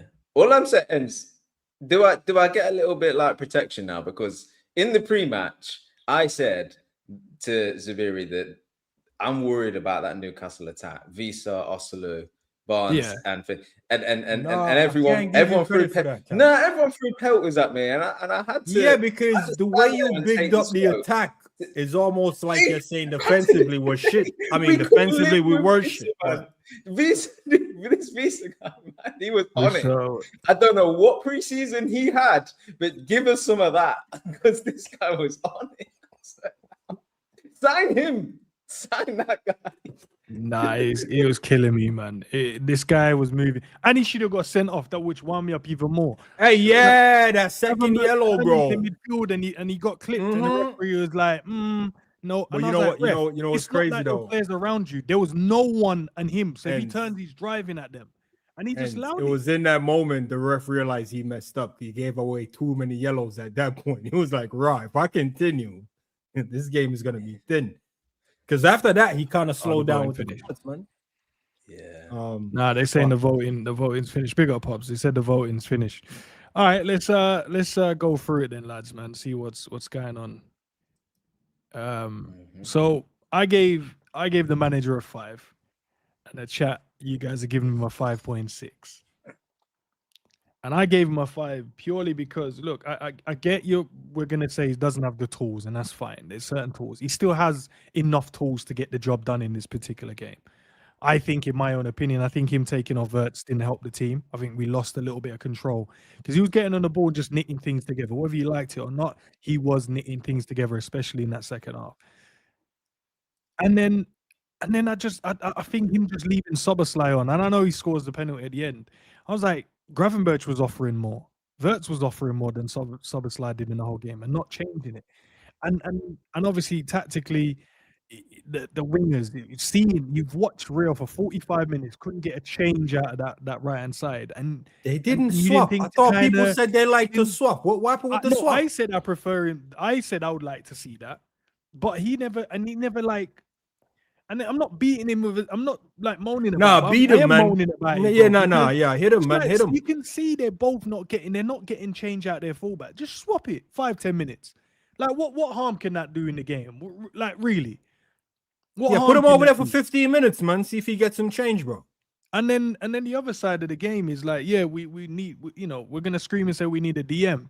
And I'm like, but you're watching a game and you're seeing your two players like get in advance out, countlessly in the game, and you're not going, yo, lads, stop that nonsense. One of you go, one of you sit, or both of you sit and allow the other guys to go. You're not seeing what we're seeing. So, and I know there's room. He's obviously going to improve and he's going to get better. But we can't just escape on day one. Just because you're new at your job, you can't just make loads of mistakes, in day one at your job, and everyone goes, it's only day one, I can't really say nothing to you. No, you're going to say something. And then you hope that he fixes it in the next one. Because he rightly, when got asked about a 6 from Micah and Studge, he was like, yeah, nah, just, we need players. And obviously he said about, the midfield being open and stuff like that. And then he moaned about, not say moan, he mentioned a scenario when Grav didn't shoot. So I was like, well, if you can criticize, we can openly criticize as well. And what he needs to be very careful of when he's pressed on these questions, right? When he said, Grav didn't shoot and then we went and conceded, that's no different to Slot last season saying fine margins. Fine margins. Yeah, yo, listen, Cav, but you see the difference with Iraola, and I hope he does it, because if he does it, I'll defend him. You see if he comes out and pick a moment, just the way Endz described that, it's gonna sound a lot different. And the thing that killed Slot was, bro, you can't say the same thing in the interviews for 38 weeks in a row, fine margin, fine margin, fine margin. It's like, bro, how fine are these margin and why you can't close them? Because coming out next week and telling me, yo, but you see if Rio would have squared it, bro, no, we don't want to hear about a moment. That's for me. I'm saying that as a fan on the couch. Rob, Grav would have took that with a big if. It would have been 4-0. You know what I'm saying? 5 minutes in, Grav got that pocket, roasted top bins. But Endz. Hey, I like your criticism of the manager. Fine margins won't work. And describing, I mean, he's a coach. He's going to talk about moments, right? But I think as fans, we kind of expect Liverpool to be the better team in ball possession, create 10 big chances. In the game is for the team, and not for the fans. But we fans expect the overall our play is good. We create 10 big moments. We score 3. We get a clean sheet. And we get out of there. If we lose games and you're talking about particular moments, that ain't going to wash with fans, because we're like, no. If we want to talk about moments, let's talk about all of the square balls that Newcastle put in that there weren't somebody there to tap in. Because if there was, we'd have lost that game. No, I agree. We'd have lost that game 4-2. Yeah. So let's not get dragged down by moments and bits and that. Overall, the game we should have played better. No doubt about it. I don't want him to get drawn into these describing particular parts of the game. That's what I'm saying. I mean, he's been interviewed, but it ain't fine margins. Fine margins is where you lose 1 or 2 goals. Not play poorly for 90 minutes and almost lose the game. Because let's face facts, we robbed a point there today. We should have lost. We should have. And that's the performance warranted a loss. Let's face it. We got out of jail today with robbing a point. Fairs. No, fine margin is millimeters across the line. When the goal line clearance, that's fine margins. Plays in the game, tell that to the players in the dressing room. Don't come on the media telling us that. We have no interest about the one good moment you saw, because we saw all the other moments, to your point. And listen, man, 5 ends, I'll give them a 4 still, but hey, it's actually never finished that game. It's actually never finished that game, bro. But 75 minutes, bro, nothing is working for him. Ripping up the whole team and nothing is still going, and you still leave him on, bro. Nah, fair. But look, the viewers have gone 5.6, so we're not massively apart. Allison, I gave a 7. And it's purely because I think of his one-on-one save could have made the game worse, and I think him saving it. Could I nitpick in terms of his position? I think Pops had a point where he took an extra step to the near post on the Elanga goal. Could he have done better there? Yeah, probably. There was one moment as well when I think he should have caught it, but he punched it from across. Am I nitpicking again? But I just think overall, I think that save was so vital in terms of trying to, collecting the points. But I've gone a 7. You guys think I should change that or keep it? No, I'm going with a 6 5 minutes into the game, bro, you can't lose your position, bro. Game just started. That's the first break. First break. That tells me you weren't ready. And it's not like the ball went into the bottom corner. It went damn near down the middle. It went right underneath them damn near. 5 minutes into the game, top class keeper. That's not, bro, that's not okay. I would have criticized any goalkeeper for that one. I can't cut him slack. I think I should have been a 6-man. Has to do better. 5 minutes in the game, you know. It's not like man standing around just nothing to do. 5 minutes, the first break, first shot. Nah, man, got to do better there, man. I didn't like that. I know he plays as a bit of a rush keeper, but I didn't like that moment where he came out and headed it. Like, he dealt with it fine, but that ain't gonna breed moment of confidence. confusion. Yeah, that was a moment of confusion. I didn't mind like, it though, bro. Kev. I think he can clearly see Virgil. It dropped over Virgil's shoulder. I think Jacquet read the situation as well. He's covering off the striker, and I think he's just decided, I'm just gonna come and deal with this. Yeah. So I didn't, which mind is that. fine. But these moments right here, I really hope they don't get overlooked. And when the players get into their post-match sort of review meeting that they do with the coach pulls them up and goes, learn from that. Someone needs to be talking. Someone needs to be taking charge. I know Ali did in this moment, but it was shaky. And it was like, okay, we dealt with it. You can't pinpoint it as a goal conceded moment because it wasn't, but it's a moment that we need to learn from. And somehow someone needs to communicate and take charge there so it don't happen again. And pick out these moments, you know, to improve on. Frimpong, I gave a 4.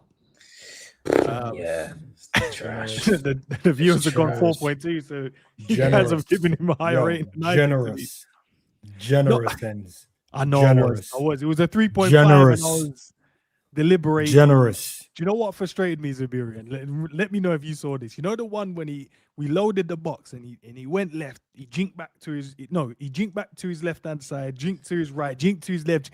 And I was like, no, just put just lift it in there. Just put something in the box and see. The one where he ended up getting dispossessed and fouling, man. And he ended up fouling, yeah. And he ended up fouling. That one, by the time that happened, my head was already gone from him trying to overload the right-hand side, but the ball was on the left-hand side. Bro, he's always within 5 yards of Rio. Rio has no space to move because he's that close to Rio.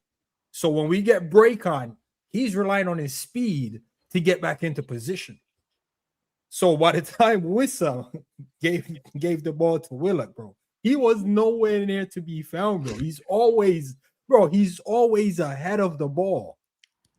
With no, bro, it's his position and sense. It makes zero sense to me. I don't know, bro. I don't know how he's on the touchline and the manager can't go, yo, big man, push inside a little bit and then come outside as needed. Bro, he's just always on the touchline. Barely an option. Bro, he makes us so easy to defend on the right-hand side. That is why Rio is always double teamed. Don't share a point, Cav, or you'll move on to the next player. I just think there's a point when we were chasing the game. When you have to rub your forehead, bro, before you talk about players. No, it's just, you know, the truth of the matter is, I know he's not the solution for Liverpool, but he's what we've got. So I don't want to come on here every week and bash this guy because he's going to have some good games and he's going to get his praise. And then you're going to get games like today. And there's no point losing sleep over Jeremy Frimpong. He quite clearly is not the right back that Liverpool need, right? I don't know what he is, a wing back, but he's just not. So is what it is. But they said quite rightly in commentary towards the end of the game, they were like, Liverpool are chasing the game here and everybody's running away from the ball. I remember. I was like, Jesus, yes. Like, everyone's getting frustrated at Gakpo not being able to do something, but can someone get close to him to offer him a pass so he can create a bit of space to be able to then get a shot or put the ball into the box? And you know what that does, Kev? Times it forced the man on the ball to want to run with the ball. Yeah, and we run off the pitch. And we've got so many players, right? We've got so many quick players in Frimpong and Muñoz. You know, Gakpo's got, I suppose, a turn of pace. Rio, they all do the same thing. Slow the game down, stand the defender up, knock it and put it in. Because if they don't do that and they check back on the weaker foot, they don't trust themselves on the weaker foot to put the cross in the box.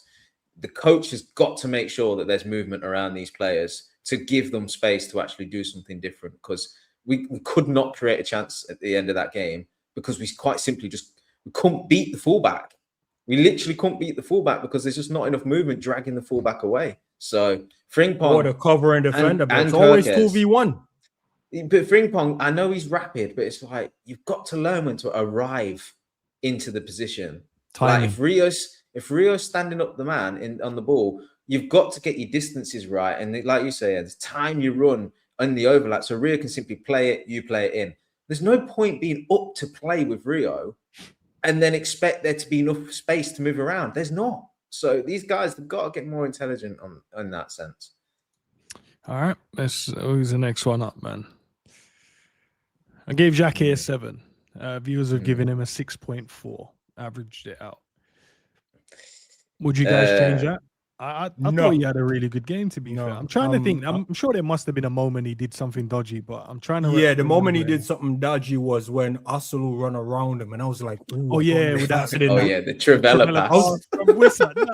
Bro, the Trivela from Wissa, fam. But yo, listen, the pass was cold, but his position was good. His starting position was good. Cav, you're right. Newcastle attack is terrifying. I'm not familiar with Asulu's game. Because for him to make that and get that, Xhaka did just enough to put him off. And I'm just like, bro, your starting position was so good. We need to work on that. Because I thought it was quicker, bro. Well, other than that, I wouldn't argue. I'm actually cautious for him, bro. I think he'll get burnt out. Because we don't have a right back. We have a guy in between. Bro, yeah, you know what, man? I'll save that for when it happens, bro. Because I can't be bothered with Frimpong. Yeah, it's got some work. It's got some work to do defensively. A few moments where he was a bit shaky. You're not fully convinced with him in his defending just yet.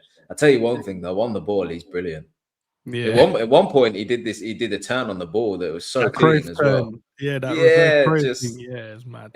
That is a proper weapon. That is. He's, they said it in commentary. His ability to find the man in midfield, fizz it into him.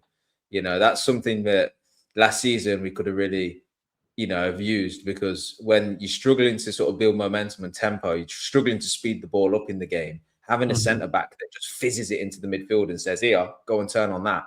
They suddenly got tempo. From a standing start, tempo. So I think, he's going to be a proper weapon for us this season. All right. His partner in crime, I gave a 6. Viewers are giving him a 6.2. I wouldn't drop him, though. Josh, if you're still listening, I wouldn't drop him. 6 is fair. I think this is what I'm going to start saying the same thing for certain players.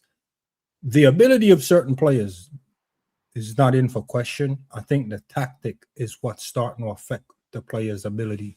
And Virgil, in just like this makeshift team that's not really understanding the patterns of play and where to be and how to read the game. Like Virgil, now I'm really interested in going to a game. I want to hear if in the game Virgil is asking one of the midfielders to just stay in a certain position or at this point, it's the only reason I go to the game, just to see if I can use that as an excuse. But I think he's all right, man. He's quality. He just needs a system that he can work with and help these men to be a little bit more aware.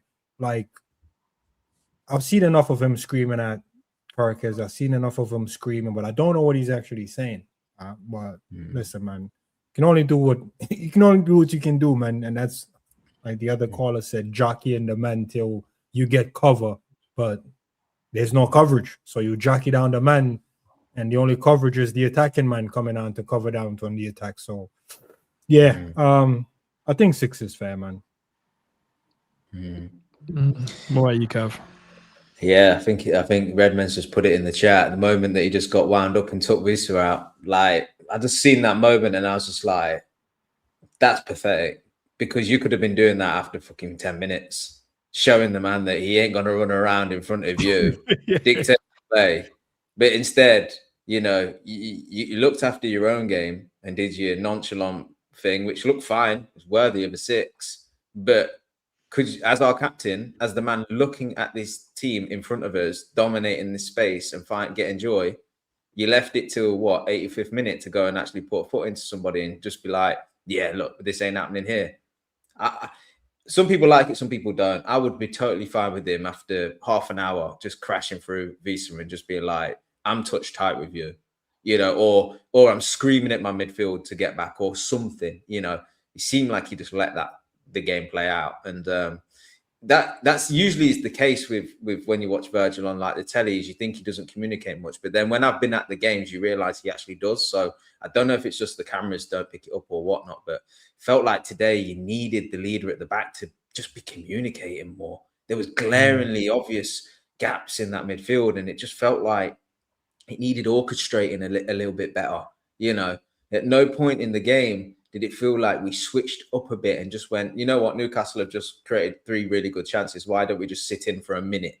You know, just for a second, 5 minutes. I tell you what, lads, we've just booted the ball off the pitch 3 times in a row. Should we just get this ball down and just play some simple passes and try and build up a little bit again? There was a moment when we got the goal, we're quiet in the crowd. Again, talk to your teammates. Be like, yo, nothing silly now for 5 minutes. Keep the ball ticking over. The crowd's quiet. We need them quiet. Don't do anything stupid that gets this crowd up. What did we go and do? Let them run through our midfield without a foul and score a goal. Uphill battle from there on in. So, yeah, just I think 6 is fair. But again, we have this conversation all the time about how good is he really as a captain. All I know is if Henderson of old was in that midfield today, you'd have seen a lot more output in that sense from him. Kirkes, I gave a 3. The viewers are giving a 4.1. I need to know why you guys gave him a 4.1. You know, like, I think 3 is harsh. You think 3 is harsh? I thought I was being nice. Listen, for the first time since this guy's been here, Endz, I'm in total shock of what I'm looking at. I'm looking at a good player not playing for a team. No. Listen to me. Not playing for a team. And let me learn. When he gives the ball to Gakpo, he has no idea what Gakpo is going to do. And there was a few moments him and Gakpo did some really good 1-2s, and they end up getting some average crosses, subpar crosses in the box. There was a lot more of that than in the past, right? The issue for me with him is defensively. Always good to put the foot in, kind of doing what Wan-Bissaka does best. But he's not doing a recovery tackle. He's just doing a block. So he jockey a man, allow the man to do the cross, and then tries to block it. I realize that's his game. I don't know how that fit any type of tactics we're trying to run. He's not good on the ball to come inside like an inverted fullback. Going on the left. Bro, none of his crosses was woo. There was no quality. So I don't know what he's trying to do. I think he's a fan just playing for the club. That's how it feels, bro. A fan that has always trying to run with the ball. Bro, he's not playing to any type of instruction or system. He is the living proof that there's no system here. So giving him 3 for not knowing what this team is trying to do, what the system is, what the plan is, what the movement is, I think it's a bit harsh. I'll give him 4. I gave him a 3 for? Bad control of the ball, shit crosses. Yeah. Not doing the simple things like link up, calming down. There's one moment as well when we won the ball back. He read the ball, nicked in, and his touch was so bad it brought him into other players. In the midfield, took him nearly 15 yards, which didn't make sense to me. Like how it's not like the player, the Newcastle player, pinged it into his forward. It's a simple pass. So take the touch, take the weight off of it. It rolled about 10 to 15 yards away from him. Have he ever scored a screamer that I'm not aware of? He's got. I'm just asking for a friend because I see him trying to shoot, and I was like, "Fam, you're not a stupian, bro. Allow it." But like I said, 3 I think is a bit harsh. I'm only going 4. I'm not going that much far. I'm only going 4 because I think with a good plan and instruction, I think you can get a little bit more out of him. But he's the type of guy that doesn't have initiative. Like you literally have to tell him exactly what to do. That's how he comes off to me. I'll meet you in the middle, Zabir. 3.5. No, I respect it, but like I said, you can clearly see he's the type of player you need to put your arm around him and tell him everything to do. Yo, give him 5 yards. Hey, drop back here. Take a touch, pass it. Like, he's the type of guy. If you do that with him, I think you can get some yardage out of him. But if you just let him try to do his own thing, you're going to get today what you saw. Reads the game well, has no plan for winning the ball. Because he won it. He has no idea what he's going to do next. Gakpo, give him an overlap. Boom. He's just swinging his left foot, bro. I've never seen a cross from this guy, and I went, yo, that's a dangerous cross. Yeah, I mean, there was a moment as well where he should have just rolled it into his sack and he just fired it off the pitch. That's what I'm saying, Yeah. Cav. The next, like, 2-3 plays ahead, he doesn't have that. You have to literally tell him, hey, just roll it to this. Like, you have to tell him. If you don't tell him and let him do his own thing, today is what you're going to see.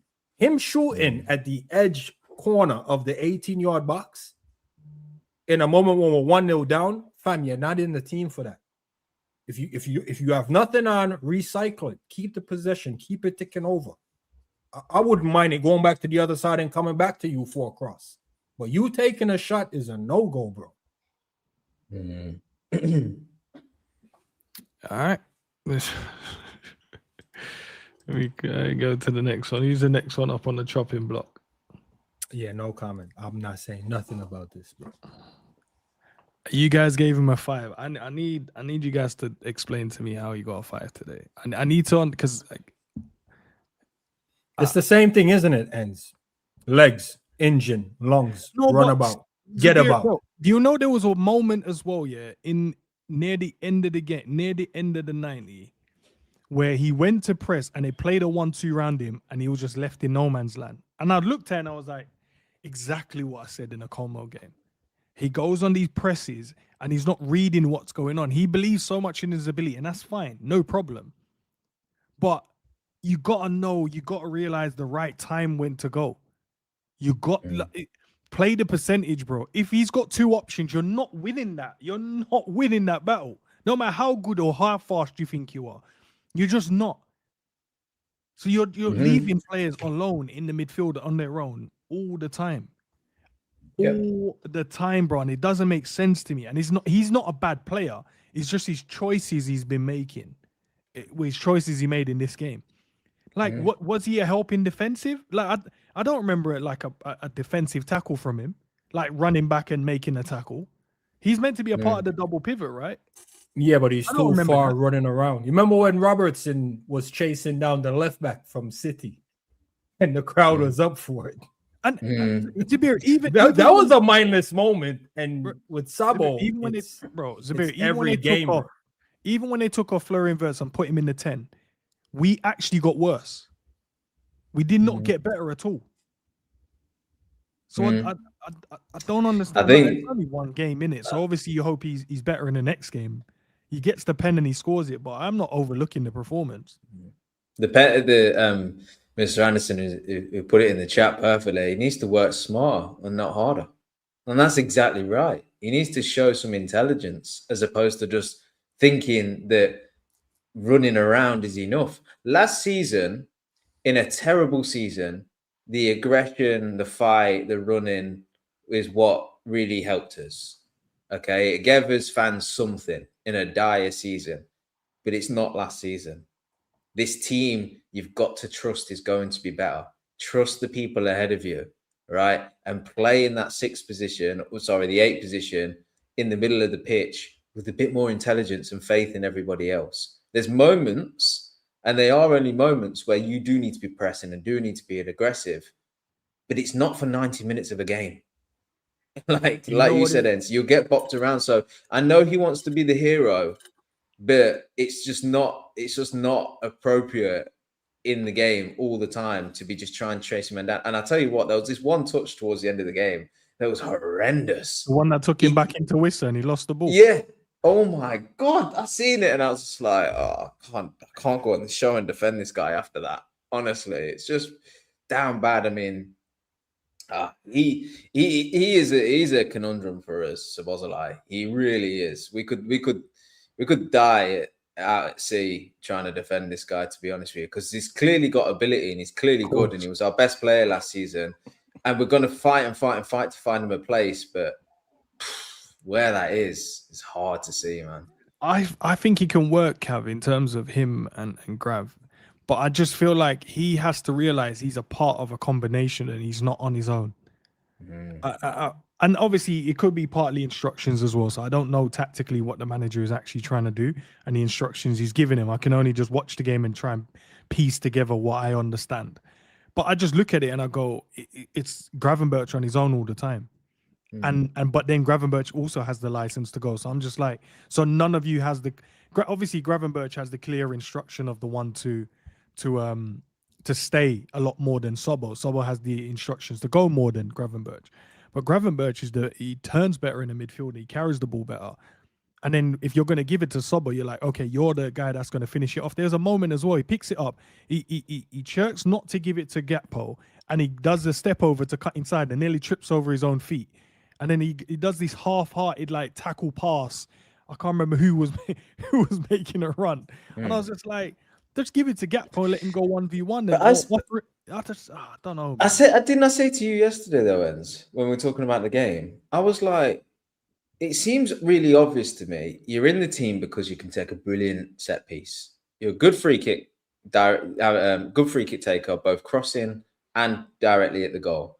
You're good at corners. Some of them deliveries today were pretty good. His penalty today was brilliant. So you're in the team to do that because you still need that, right? And then his want to press and want to be aggressive is cool. Just don't go beyond the forward line then. Just do it all within, the middle of the pitch. And if your forwards and your wingers and your 10 ahead of you isn't pressing, you don't press. You stay in position. If all of them go, you go. But the minute you're running beyond your forwards to press a man, you know that you vacated the position and you know that's a problem. I don't mind if Grav goes and you go high as well. But you've got to look if your fullbacks are high. You've got to look if your defenders are right up, beside you. Then pick your position. This comes down to just intelligence as playing as a central midfielder. I just hope that he can learn it because if he can, he's got a skill set there where you can really see him being a quality 8 because he's got the aggression, he's got the fight, he's got the running, he's got the set pieces. He could score 5 or 6 goals just from running onto a ball on the edge of the box and rifling them into the top corner. So he can be a brilliant midfielder for us, but he needs to just refine his game and forget what's gone in his time before. Yes, he was a 10. He was a pressing 10. Then he was a midfielder that had to do everything last season. Then he did a job at right back. Then we got caught. He's the only person that can play a long ball. Maybe he should be deeper. Oh, he's the only man that can press. Maybe he should be higher. Oh, he's the only one that's got legs. He needs to be in the middle of the pitch. Forget all of that. Strip it back. What can you give us this season? What does this team need? Focus on that. And then he can have a good season for sure. All right, Zabir, you take this one, bro. I gave him a 6. The viewers are giving him a 4.9. I can see even a 2. Depends on where you're standing. But for me, I think a 6 is fair. I would have probably went 6.5, but don't bump it up on my accord. Listen, the same thing we just said about Szoboszlai can also apply to Gravenberch because what it boils down to is we have 2 double pivot that's trying to play 90 minutes worth of football in 90 seconds. Look at the way they play, the energy they exude. It's almost like the first whistle, we have 90 seconds before the game ends. That's how they play. It's 90 minutes. The team is going to have the ball at some point in time. What are you going to do when you don't have the ball? If they can just work on that piece right there, I think we'll be better off. Like, bro, you man are in a double pivot. One of you man or both of you man have the responsibility of protecting the back four. It's just that simple. Okay, we have the ball. We're going forward. Yeah, we might make some late runs, but even those runs, you have to choose your moments when to make them. You find yourself at the edge of the box, bro. If you look up and you see a window to shoot. They always tend to shoot when there's 3-4 bodies in the way. Whenever I see this man and the next man we just talk about, whenever they get the ball with space to shoot, it's like their conscience is bothering them and they go out of their way to find a man. And it never quite works. So true, bro. Not like you, bro, when I see the man 4 minutes in, I'm like, hit it. And then he did some half-ass cross. I was like, nah. So even the back flick that Bobby normally does and it works, and we're like, yo, nah, Bobby with the flicks. I've never seen Gravenberch pull that out of his locker, bro. And he had space to take one more touch and shoot. And he chose to do that horrendous pass, and it didn't come off. So the reason why I'm holding it to the 6, get them in line this last point. The only reason I'm holding to a 6 or a 6.5, what he has to offer this team is so important. And he's the only one can break a press without even touching the ball. Just letting the ball run across them, and he can break a press and go in behind. Bro, we need that. But you see, when you lose the ball, bro, you need to get back into position. He's never in position, bro. Whenever we get countered against, bro, man's never in the still frame. He's never in the shot, bro. It's diabolical. You're the right side pivot. I've never seen you and the right back double team a winger. What, bro? That's why I said I could see a 2, bro. You're the bro. How are you the right side double pivot, and there's no shot in the 90 minutes of you and the right back double team a winger? But every time my winger goes up there, it's him versus the 8 and the right back. Every time, every game, bro. Listen, you know what, man? Just change it to a 2. Nah, change it to a 2. Nah, go back, change both of them to a 2. Bro, these men are double pivot. Drop it down to a 5. Cav, what do you? Bro, these men are double pivot. They have never double team a guy with the right back or the fullbacks, bro. Do you need the manager to tell you to do that? Or these men not professional? Isn't that basic shit? Yo, excuse me. You know what, man? Yeah, next guy, man. Raise my blood pressure. Yeah. Disrespected my position on the pitch, you know. I can't lie. If he's so good at receiving the ball and turning on it and then breaking forward, just play him as a striker. Do that against the centre back.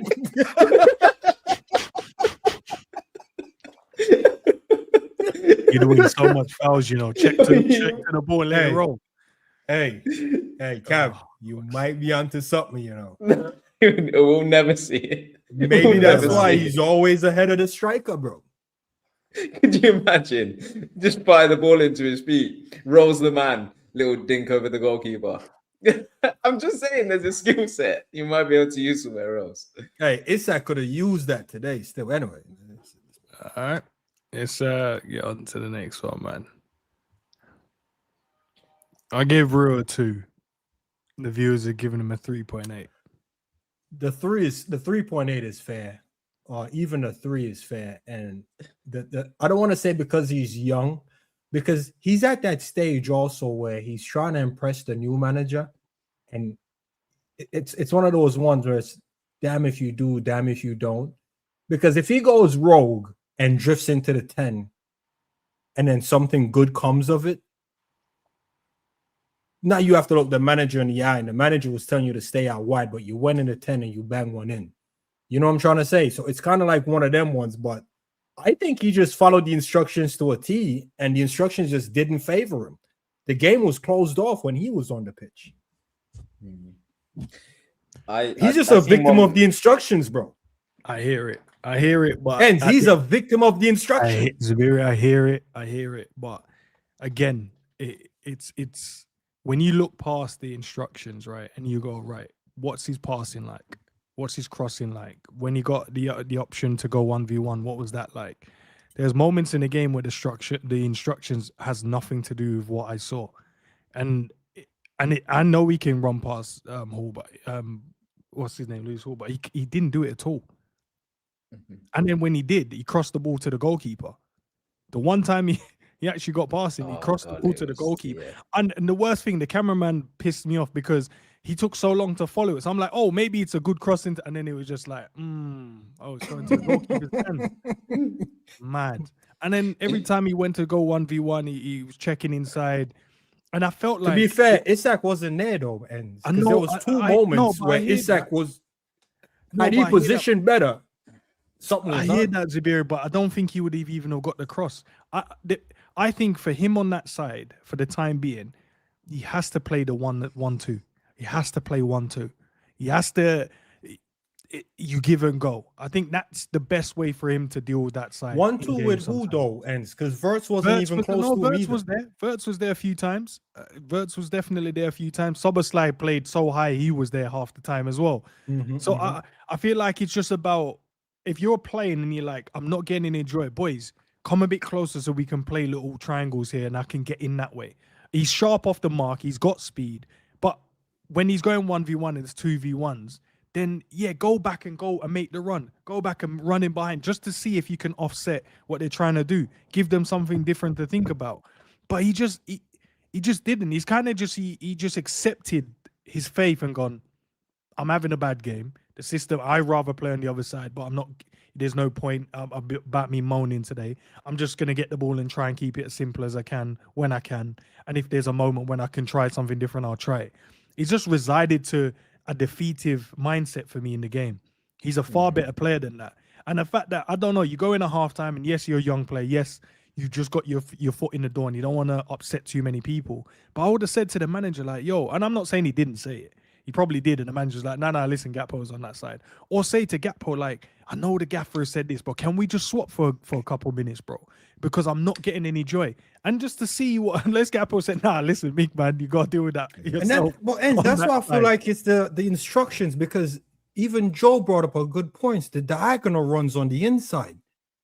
Surely it's instructions, bro. What? Bro, there was no point I saw a diagonal run, bro.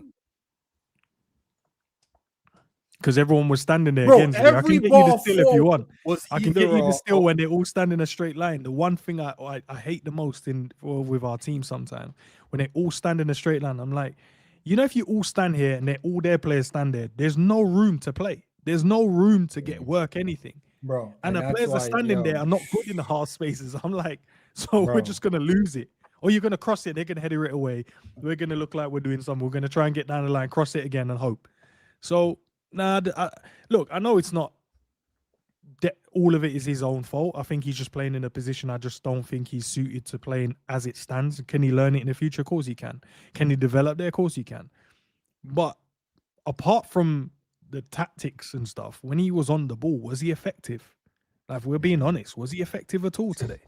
I think what he can offer out on that right. I mean, I don't think we've seen any evidence to suggest that he's going to be successful at a right wing. It just feels like he's a born left winger, really. But let's see.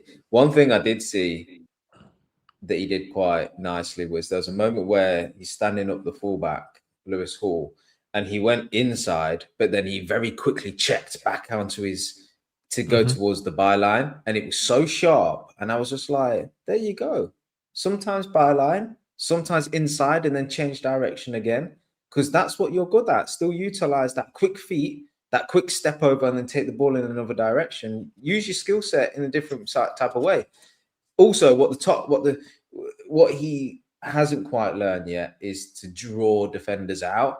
Because you're right, Zubiri, Lewis Hall's there, and then the defender, other centre back comes across, or the midfielder's there. What you got to do is draw them out so there's gap between them, and then you go between, and you the defender and the midfielder doesn't know which one's meant to tackle. You know, that's what I mean. I don't particularly rate Saka, but it's something he does really well. I know he's a left-footed player out on the right, but he'll draw out. And the minute that he feels there's that yard between the fullback and the midfielder, one side, one way, the other way, and he's through on both, or they're taking him down.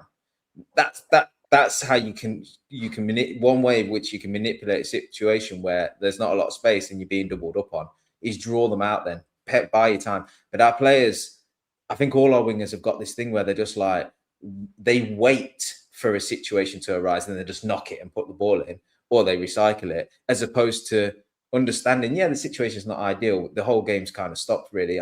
I've stood you up. But you've got to take them little touches in a certain direction to draw them out. Then you go, So look, hopefully he learns that and gathers it. We've tried it now and we've seen it. So it's an obvious thing to think about going into the next game, whether you go with that again, to be honest. Wirtz, I gave a 5. The fans have given him a 3.9. What do you guys think? Should I change that lower? Or should I go to a 4? Go to a 4. Here's the thing. He is the catalyst that we need to build our attack around. And I'm not saying it because of who he is, but I'm saying it because of the position he picks up. So this is the man that's going to make a triangle with both pivots in the midfield. This is a man that should be making a triangle with the left, right wing, and the striker. Like this guy is always going to be one of the pieces of any triangle that does not include the back four. And even if you have an overlapping fullback or the fullback comes up, this guy needs to be in and around something. And he just wasn't today. He bro, it's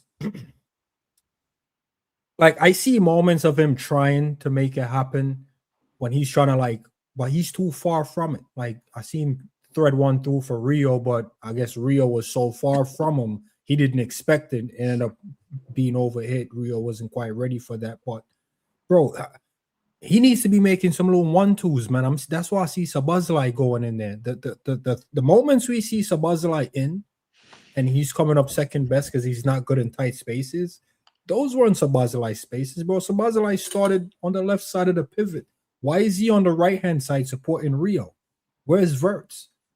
Like, what kind of formation are we playing? Like, he makes us so easy to defend against. Because when he gets the ball, whether the men are in a straight line or not, then recycle it. When other players are on the ball, bro, sometimes he's standing like in a straight line with Isak. He's not an option. Isak is not an option because Isak is behind him. So the two guys that should be the forward pass, they're in a straight line and none of them are an option. So we go to the left or the right. None of those two men are even going over there to do a link-up. Bro, the link-up between him and Wirtz was non-existent. 1-2s that you're asking for, there was none today between him and Rio, man. Like, same thing with Gakpo. It's like they're all running and crossing into each other's path. As the guy in the 10, I'm dictating that. Like, yo, you stay over there. I'll drop in. I'm coming over here. Bro, listen, man, I don't know what kind of formation we're playing. I don't know what tactics we're playing. The only thing I can tell you, this guy needs to impose himself on the game. Not because of his quality or the price tag. Whoever's in the 10, bro, you have to fire, bro. You have to do something. You're in the 10, bro. How is Isak supposed to get the ball? What we're supposed to do? Go over your head. Every time we're trying to get something happen, we just bypass you. All of our good moments come in the game, bro. Man's just in and around the box, feeding off scraps and bubbled up shots. And that's all he's in the box doing, bro. Okay, that's great, but that's not going to win us anything other than a point. Like, that's all he's in the game doing, bro. I'm going to share a different. The reason why I gave him a 5, I was deliberating between a 6 and a 5, and I'll tell you why. I 100% wholeheartedly believe when we took him off the pitch, we lost control of the midfield. I think he was knitting things together. I thought he got around and connected passes and it was an option a lot of times for players when they found themselves in areas when, they didn't have a pass. I do know the expectation on him is I need to see you create more and find the strikers and, but again, you have players that are not making runs in behind. They're standing. They're waiting. Yeah, but you see those knitting things that you're talking about, Endz. It wasn't in a progressive moment. It's when the guy on the ball either took too long or find himself with no option. Yeah, he does bail them out, give them, but it's never nothing that's getting us up the pitch. Okay, a few of the times when Gakpo had a shot today, it stemmed from him getting the ball to him, receiving it in tight areas with half spaces, turning fine and then passing it out wide. So he does help in terms of the progressive one. I think I think with Florian Wirtz at the moment, especially in this game, I think it's just not what people want to see. I think you want to see a little bit more.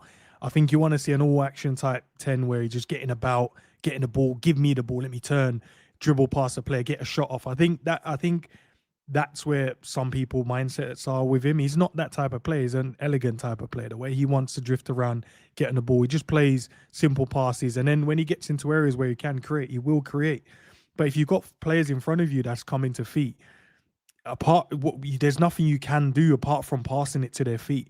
If their mate runs in behind and he's not trying to find those passes, then you can look at him and go, bro, come on. There's players making runs there and you're not finding these creative passes. You're not punching it into spaces. You're literally just playing it to feet. But that's the attackers he have now. But I think when we do add the others, maybe that changes. Look, he had a great shot. Should have scored. The keeper pulled off an outstanding save on his left foot. So I looked at that and I was like, yeah, look, he's getting in there and he's getting shots off. He dribbled, had a shot. It was like, finally, Wirtz is just shooting now. Instead of trying to be pretty, he's actually hitting the shots with power. But I get it. I get why you would give him a low rating. I get why some people might give him a high rating. I think I just stood in the middle because obviously he didn't stay on for the whole game. But I honestly believe when we took him off and put Sabo in the 10, we dropped off so much. And I felt like if he stayed on in that moment, when we got our goal, and I felt like there was a moment we got another foothold, apart from the counter-attack when Willock scored, we got another foot. I felt like we could have got at least another goal, maybe another one to go and win the game. Because I felt like we was building. There was spaces starting to happen. And then as soon as we put Sabo there, he stopped even showing for the ball. So no one ended up showing for the ball. So it ended up being the centre-backs trying to build up again. And I was like, that's not what I want to see all game. Because it's easy to defend when your centre-backs are playing left to right. And then what happened? They kept playing the ball long and they kept going off the pitch, if you guys remember. That's because no one was showing for the ball in those areas that Wirtz was showing it. So they could play through the midfield. So, yeah, look, I get it, man. I understand what people want to see from him. But I'll give him a 5. I just think he was just... I worked it down to average instead of it being a 6 today. I think the 10 that you describe as people wanting is quite true. And yeah, I think people want, either a Kevin De Bruyne that just get him on the ball anywhere and he'll dictate, or he'll put a ball into a box that's just begging to be, put in the back of the net, or a through ball, or he'll just time a weight of pass into the wingers that they can run onto and then cut inside and shoot or something, The passing ability is insane. Or you get like a Coutinho type player, someone that I think has been referenced in the chat, where he's jinky, he can go by you, he'll stand you up, shift one way, go the other, and then suddenly he's created something because he's took the opposition out of play. And he's neither. And that's the issue. I think when he's got the ball and a defender he stands up the defender, you can't beat it. He can't beat a defender 1v1. He needs the ball in motion, right? He's neither good when he receives the ball riding a tackle like Grav does. Grav 9 out of 10 times will you try and press him and the ball, and he gets to the ball first, he's gonna ride the press and break out. I don't think Wirtz is particularly good at that either.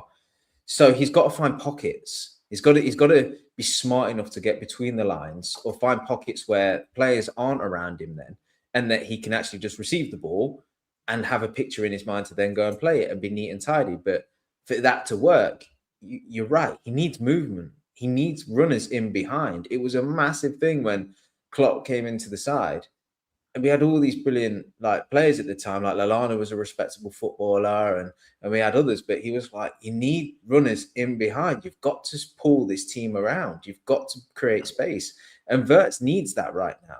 It's all well and good having Gakpo, Rio, Muñoz, Frimpong, Kirkes, all players that just want to get to the byline and then just stand there. But no. You need to time your runs arriving later to give the 10 a chance to find you in the right areas. So he needs that. But the only thing I can really praise him with today is that I did think he worked hard.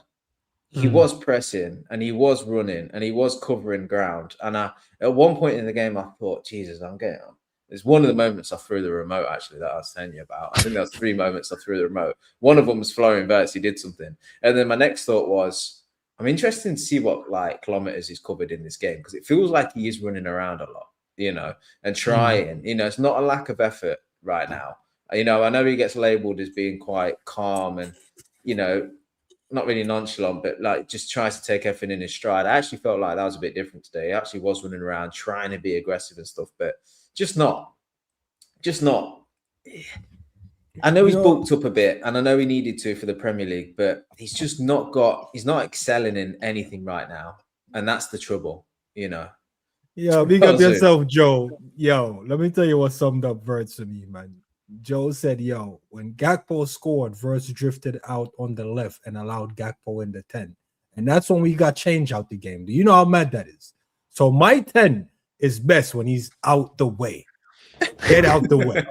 That's what man's telling me. That's what you got from that. No intelligent movement. Just intelligent movement where, bro? You said when he moved out the way. So he's he moved out. And he pick up his space. That's intelligence, bro. So why didn't he do that in the first half? No one picks up his position. Yeah, but why didn't he do that in the first half? Where was that movement in the first half?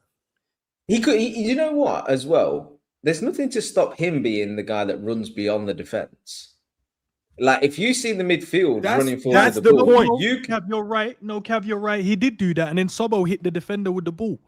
When he was in behind, and I'm like, lift the ball over the top, and he's in. Oh yes, that's what I was talking about. Yeah, that's what I was talking about. Yeah, service to him. You know what? Listen, everything we're saying is right. He need runners, which is why Grav and Sabo run beyond him. He needs service, which no one can give him. That's why we need a deep line playmaker. He needs fluidity, which is why he's drifted out to the left, allow Gakpo to come in. He needs so much that it takes away from everything else we're trying to do. And that's a shame. I ask you this because I think that's one of the conversation I've heard people say as well. Like, why does he need so much for us? If you take away movement from KDB, he'll be an average football player. There's a reason why he's coming from you. I believe that. Because you said he just puts it into space. Yeah.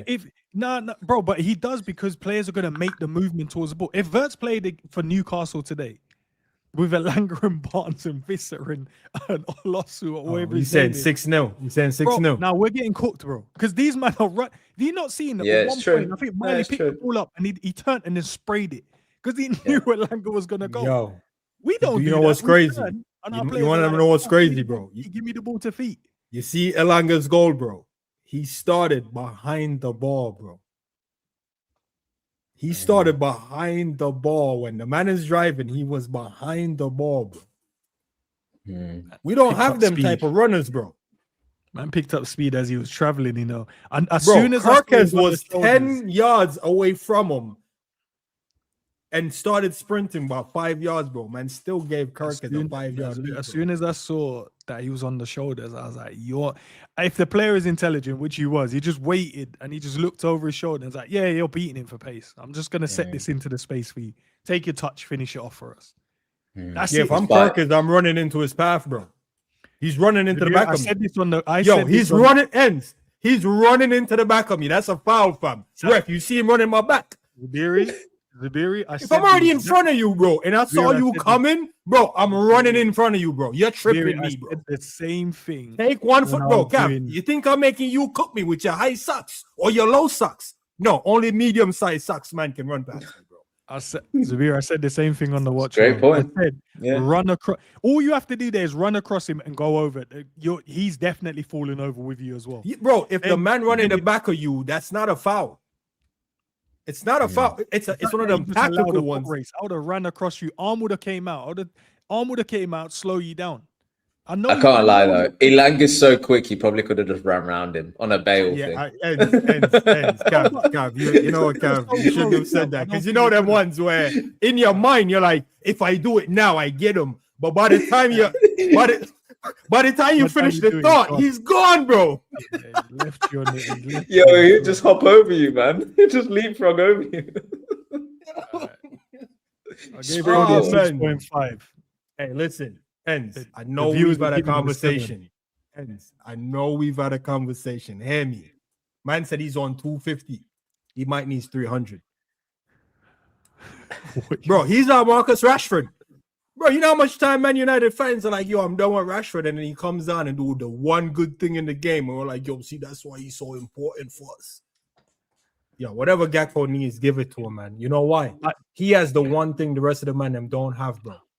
And it's that effort, that willingness to make something happen, bro. That Cuomo game, it was the same thing, bro. Bro, he's the only one. Diaz had it. I call Diaz an effort footballer, bro. All he puts in is just 100% effort. He has no idea whether he's going to beat the man or not. He's just giving it his all, bro. And that's what Gakpo does, bro. He goes out there, gives it his all. Sometimes it's enough. Other time it comes up shaky, bro. But, bro, you cannot doubt him giving his all, bro. One trick pony, bro. He's 100% trying that one trick. You be like, yo, Gakpo's not going to work. He's still double down and on that one trick, bro.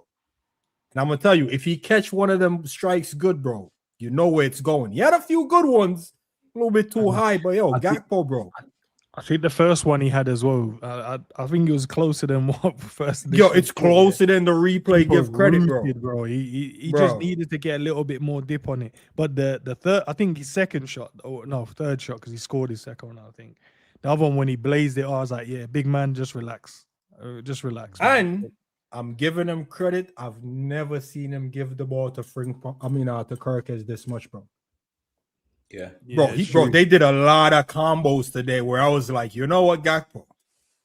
If you're on some cheeky thing on leaving and talk about look what you had stuff, I'm gonna be really pissed because you didn't do this last season, and he really changed up, bro. There was a lot of little layoffs he did for Frimpong. On Kirkes. The crosses wasn't nothing to talk about, but there was definitely a lot of link up going on over there. Verts was actually over there a lot, and I'll give him credit for that as well. But big up to Gakpo, man. He definitely needs to start working on them crosses, bro. The crosses, I know it's hard to find Isak standing in between two defenders. I don't know why he's always in there, but he likes being a part of a sandwich, innit? Bro. And then why did he shoot? Side winger Rio. I don't know if that's part of his game, like being a backstick merchant. Bro, he's always too wide when Gakpo's whipping the crosses in. Because when the cross beat the two center backs and our attacker, it's just falling comfortable to the other fullback. I'm like, yo, where's our winger? It's because they're not good in the air, bro. Salah was never good in the air. He scored one mad looping header once though, but and then Rio's not a guy in the air as well. So you're like, even if they get in there and they're not winning, you'd hope like just get in there and put yourself challenge for it or something, yeah. But they're not. You know what I mean? Truth is, that's unfortunate. I think the point in which Cody Gakpo is cut it back on the right foot and crossing, we want to be better than getting ourselves into them situations. Do you know what I mean? If we resort into that, then we're not attacking particularly well, are we? And that's the thing. Yeah. It feels last resort, just chucking the ball into the box there. You're picking out, like you said, Isak, that is tall, but he's being marked. Whatever right winger you've got is going to be short and hasn't got a knack of getting in at the back stick or strong enough to put it back across. It literally is just throwing the ball into the box because you've ran out of ideas and the team's back. You know, what is Rio gonna do with that? Now that I think about it, bro. Yeah. Same like what we was trying to do with Salah. It's like, what do you think he's gonna do with that? But I do feel. I mean, he doesn't score headers. So what do you think he's gonna do? It was surprisingly enough, though, there was a period of time where it kind of did work between them. You know, more Salah. More so with Diaz. But do you know what I mean? I think Cody Gakpo, I think you've just got to give credit where credit's due. It's not amazing. It's not great. Like, is he the best left winger of all time? Of course not. We're not going to hype it that much. And the standards are pretty low in today's game. But I think today's game, like last game, he's the standout performer in that forward line for me. Works hard, is strong, retained the ball, scored a goal, and he was finding the overlaps. He was doing the cut in and shoot, but we don't want him to completely take that away from his game. I'm all right with him doing that once or twice in the game, which he did, you know. And like you said, they were close. I think he was okay. I think I'd go as far as to say if everybody else played up to his level today, that we might have been all right going forward. So I think, look, you know, he was always second best to Salah as well. So hey, goes to show the levels, really. You know what I mean? Not saying he's up there with Salah, but when Salah dropped off and then he became like the highest scorer for us, it's kind of just his level. What we need is better than him or at a minimum his level, and we'll be all right. Personally, I'll be honest with you. Looking at the preseason and looking at us today, I wouldn't even consider selling Gakpo. I wouldn't even consider talking about him. Leave him on that left wing and focus on other areas. True. I think there's one more man left in it. Gave him a 4. No, that's viewers would give generous. him a 4.3. No, that's generous. Do you know why I gave him a 4? I think it was more when we was trying to build up and actually get the ball to him. I felt like he made it stick, and he was winning those where he wasn't getting, like, the defenders was just running through the back of him, and then he was losing it. I felt like he controlled it, popped it off, moved again. So that's why I was like, at least that part of your game was good. The finishing part, though, I think who pulled one back to him? Was it Frimpong pulled one back to him? He skied it over the bar. There was another one he got as well, and he missed. He missed the volley. It might have been Rio or Muñoz, and he missed. He had the a couple volley, of air shots. It was a few like air shots in between. There was one at the back post. He was getting it. Wasn't really a chance, but he was trying to get involved in it. But I think just in general, I think his hold-up play was decent. That's why I'm kind of giving him the 4. It's not. He's not the no attacker, other reason, bro. Just that. He's the tip of the spear. Hold up is not something I will ever come in here and talk about, man. Bro, that's not, what are we doing here? Bro, I'm watching the World Cup and I'm seeing Haaland walking into the box, and then his anticipation, he goes 100% and beats out the defender. Bro, this man anticipation for threat and being a threat in that box today, bro, them center backs didn't break a sweat today.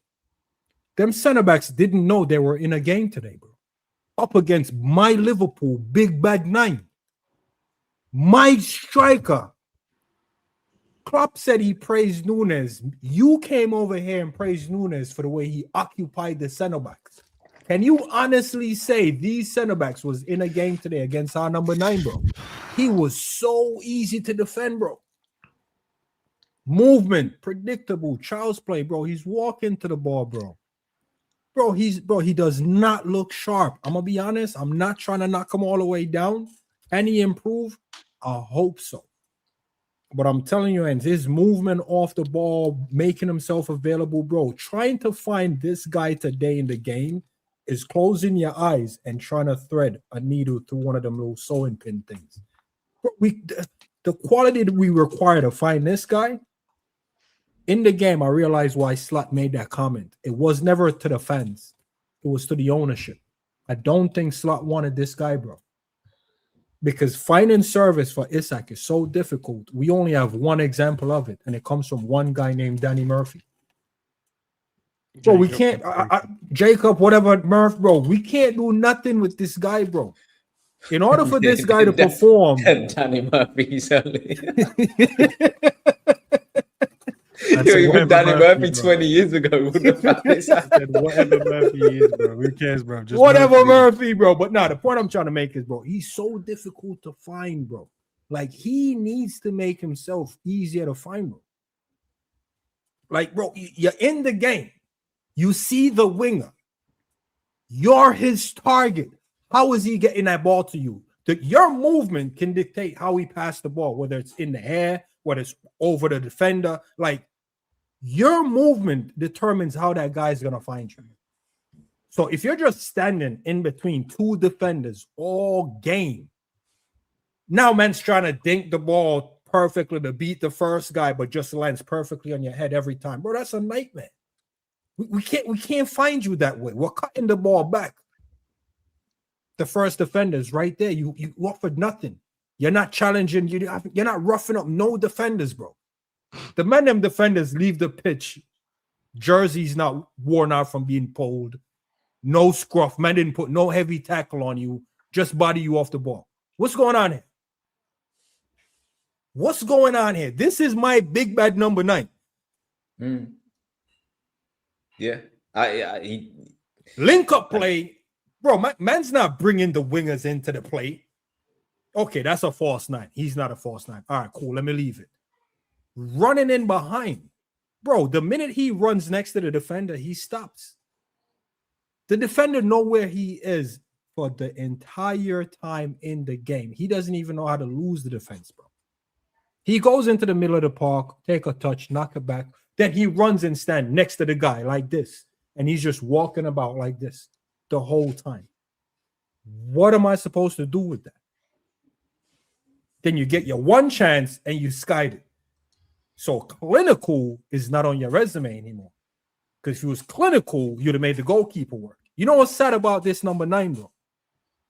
The keeper left the game with the number 9 not being a threat. The keeper's going into the game like, damn, man, they got Isak, man. I'm coming up against Isak. He ain't come up against no Isak. And you give this guy a 4. No threat. All right, man. Before you give your verdict, Kev, gave McAllister a 5. I think we landed on the same one. So big up to the viewers. I gave Victor Muñoz a 6. You guys landed on it as well. Won the pen, so we saw eye to eye there as well. I gave Arojo 7, 6.5. So, we're talking about 0.5 split. And Kumas, I gave a 5. They gave a 6.3. Sorry, I think that was it. Yeah, that was it. So yeah, what? Go on. What was you gonna say, bro? No, I was just gonna say my bit on Isak is kind of how I started the show. It's that I'm worried. I remember when we were trying to sign him last summer, and you and I did a show, and I posed the question to you. I was like, everybody's dead excited about this Isak signing. If we've got this kind of money to spend, why are we not looking at somebody like Julian Alvarez? Or like, if this money gets you any striker, and okay, they're not all available, but if we've got this money to spend, I don't know if Isak's the type of profile. And I say, I haven't seen anything yet to prove to me that moving towards playing for a striker like him is the right direction to go. We've had successful years having a false 9 and inverted wingers. Okay, there might not be too many of them players out there, but did we have to change the whole thing to get a 9 and a 10? Because right now, on the evidence of a year and a bit, there's none to say that this is going to be successful. So I am worried. And I get it. I don't mind if you go for a spell as a striker where you're not scoring the goals, but at least look like a goal threat still. At least be getting the chances. There's a kind of a saying that you get worried about strikers when they don't stop getting chances. Isak's not getting chances. That's worrying. Like, we can't look at our 9 and 10 and describe them both as only effective when the team is playing well. No, the team should be playing well when you two were effective. The aim of the game is to score goals. You are a chance creator and scorer. So I'm with Zubiri. I must admit, on a lot of points, the movement's got to be better. The aggression's got to be better. If you're dropping in and you're not finding that you're linking up play, fine. Get on the shoulder then. Do Vardy settings. Pull the opposition around. I don't know, drift out between the centre-back and the full-back and just try and manipulate, vacate the striker position a little bit, but be ready to pounce. Do something.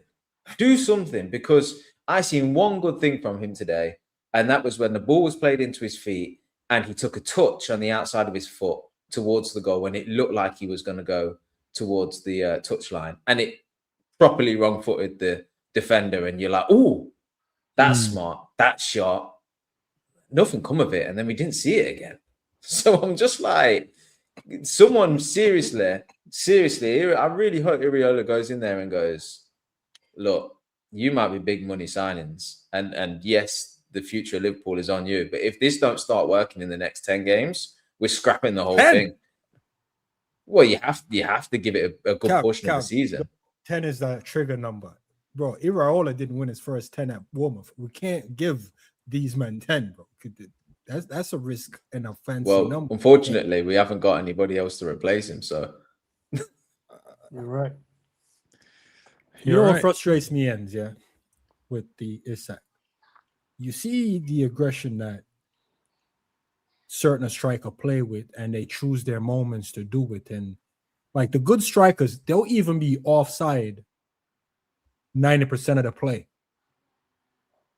And just by them standing in the offside position, it makes the defense a little bit unsure, because they always gotta, did he come back on side yet? Oh, it makes him uneasy. So standing in the offside position, it's a tactic that like Harry Kane deployed. Like, he'll just be offside. He's just walking around offside. Boom, we get in. Now you're in. Bro, he's just standing in front of the man them onside all game, bro. You're easy to defend. You're very predictable. You're not dragging no one anywhere. You're not shifting around anyone. It's that movement I talked about earlier off the ball. Bro, whenever the players don't have the ball, the manager has to now look at this and go, yo, we're too stagnant. There's not enough movement. Don't only move when you have the ball. They pass the ball and they're walking, bro. Like, what do we do? Like, this is like, to me, these are like schoolboy things, man. It's like, I don't know if it's bro, listen. I've never been impressed by him. I thought he was a one club type of guy, one situation type of guy. Our situation doesn't match his thing. And that's just the honest to God truth, man. There was time we was creating, but all of those creative guys we had, they're no longer here. I don't know. There's a period of time before he was at Newcastle where he was picking up the ball, jinking, nobody could tackle him, and then he rifles one into the top bins. Like, the ball carrying ability, you've seen so much more than his time at Newcastle. Newcastle, he was a finisher, more so against us, to be honest with you. Yeah, but Cav, that's not in a possession-based team, and that's another one of our issues. Yeah, but even at the World Cup, his ball carrying for Sweden was really good. Like, he was carrying the ball up the pitch, he was jinking past players, and he was making things happen. But it doesn't look convincing. The World Cup surprised me when I seen it, to be honest with you, because I was like, I didn't think he had that anymore. But wasn't it two strikers that was playing both of them, wasn't it? Yeah, there was. He's another one, bro. These big money guys, they need way too much, man. It's these new youths, man. Gone are the days you sign a man, he comes in the team and does his job. Now you're signing a man, you gotta sign his sister and his auntie just to help him. These men, bro, they need too much, man. Sign the man them that need less, bro. Bro, we're signing the man them, and they just come with so much baggage. It's like, bro, we get it. It's your old club, first day back, bro. Get that out of your head, bro. You're a professional, man.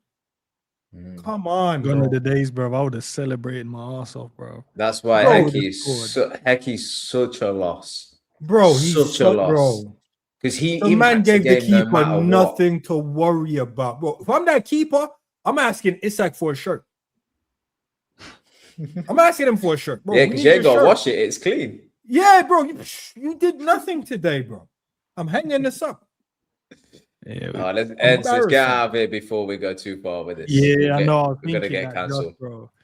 But listen, big up to the chat as always, man. Glad you guys got involved in the player ratings as well. We'll do that every call in. So yeah, let's hope it's just a one-off. 2-2. It is what it is, and we go into the next one, and fingers crossed we can get a win. All right, man. Bro. Big up, Cav. Big up, Zabiri. Big up to the chat. Let's get out of here, bro.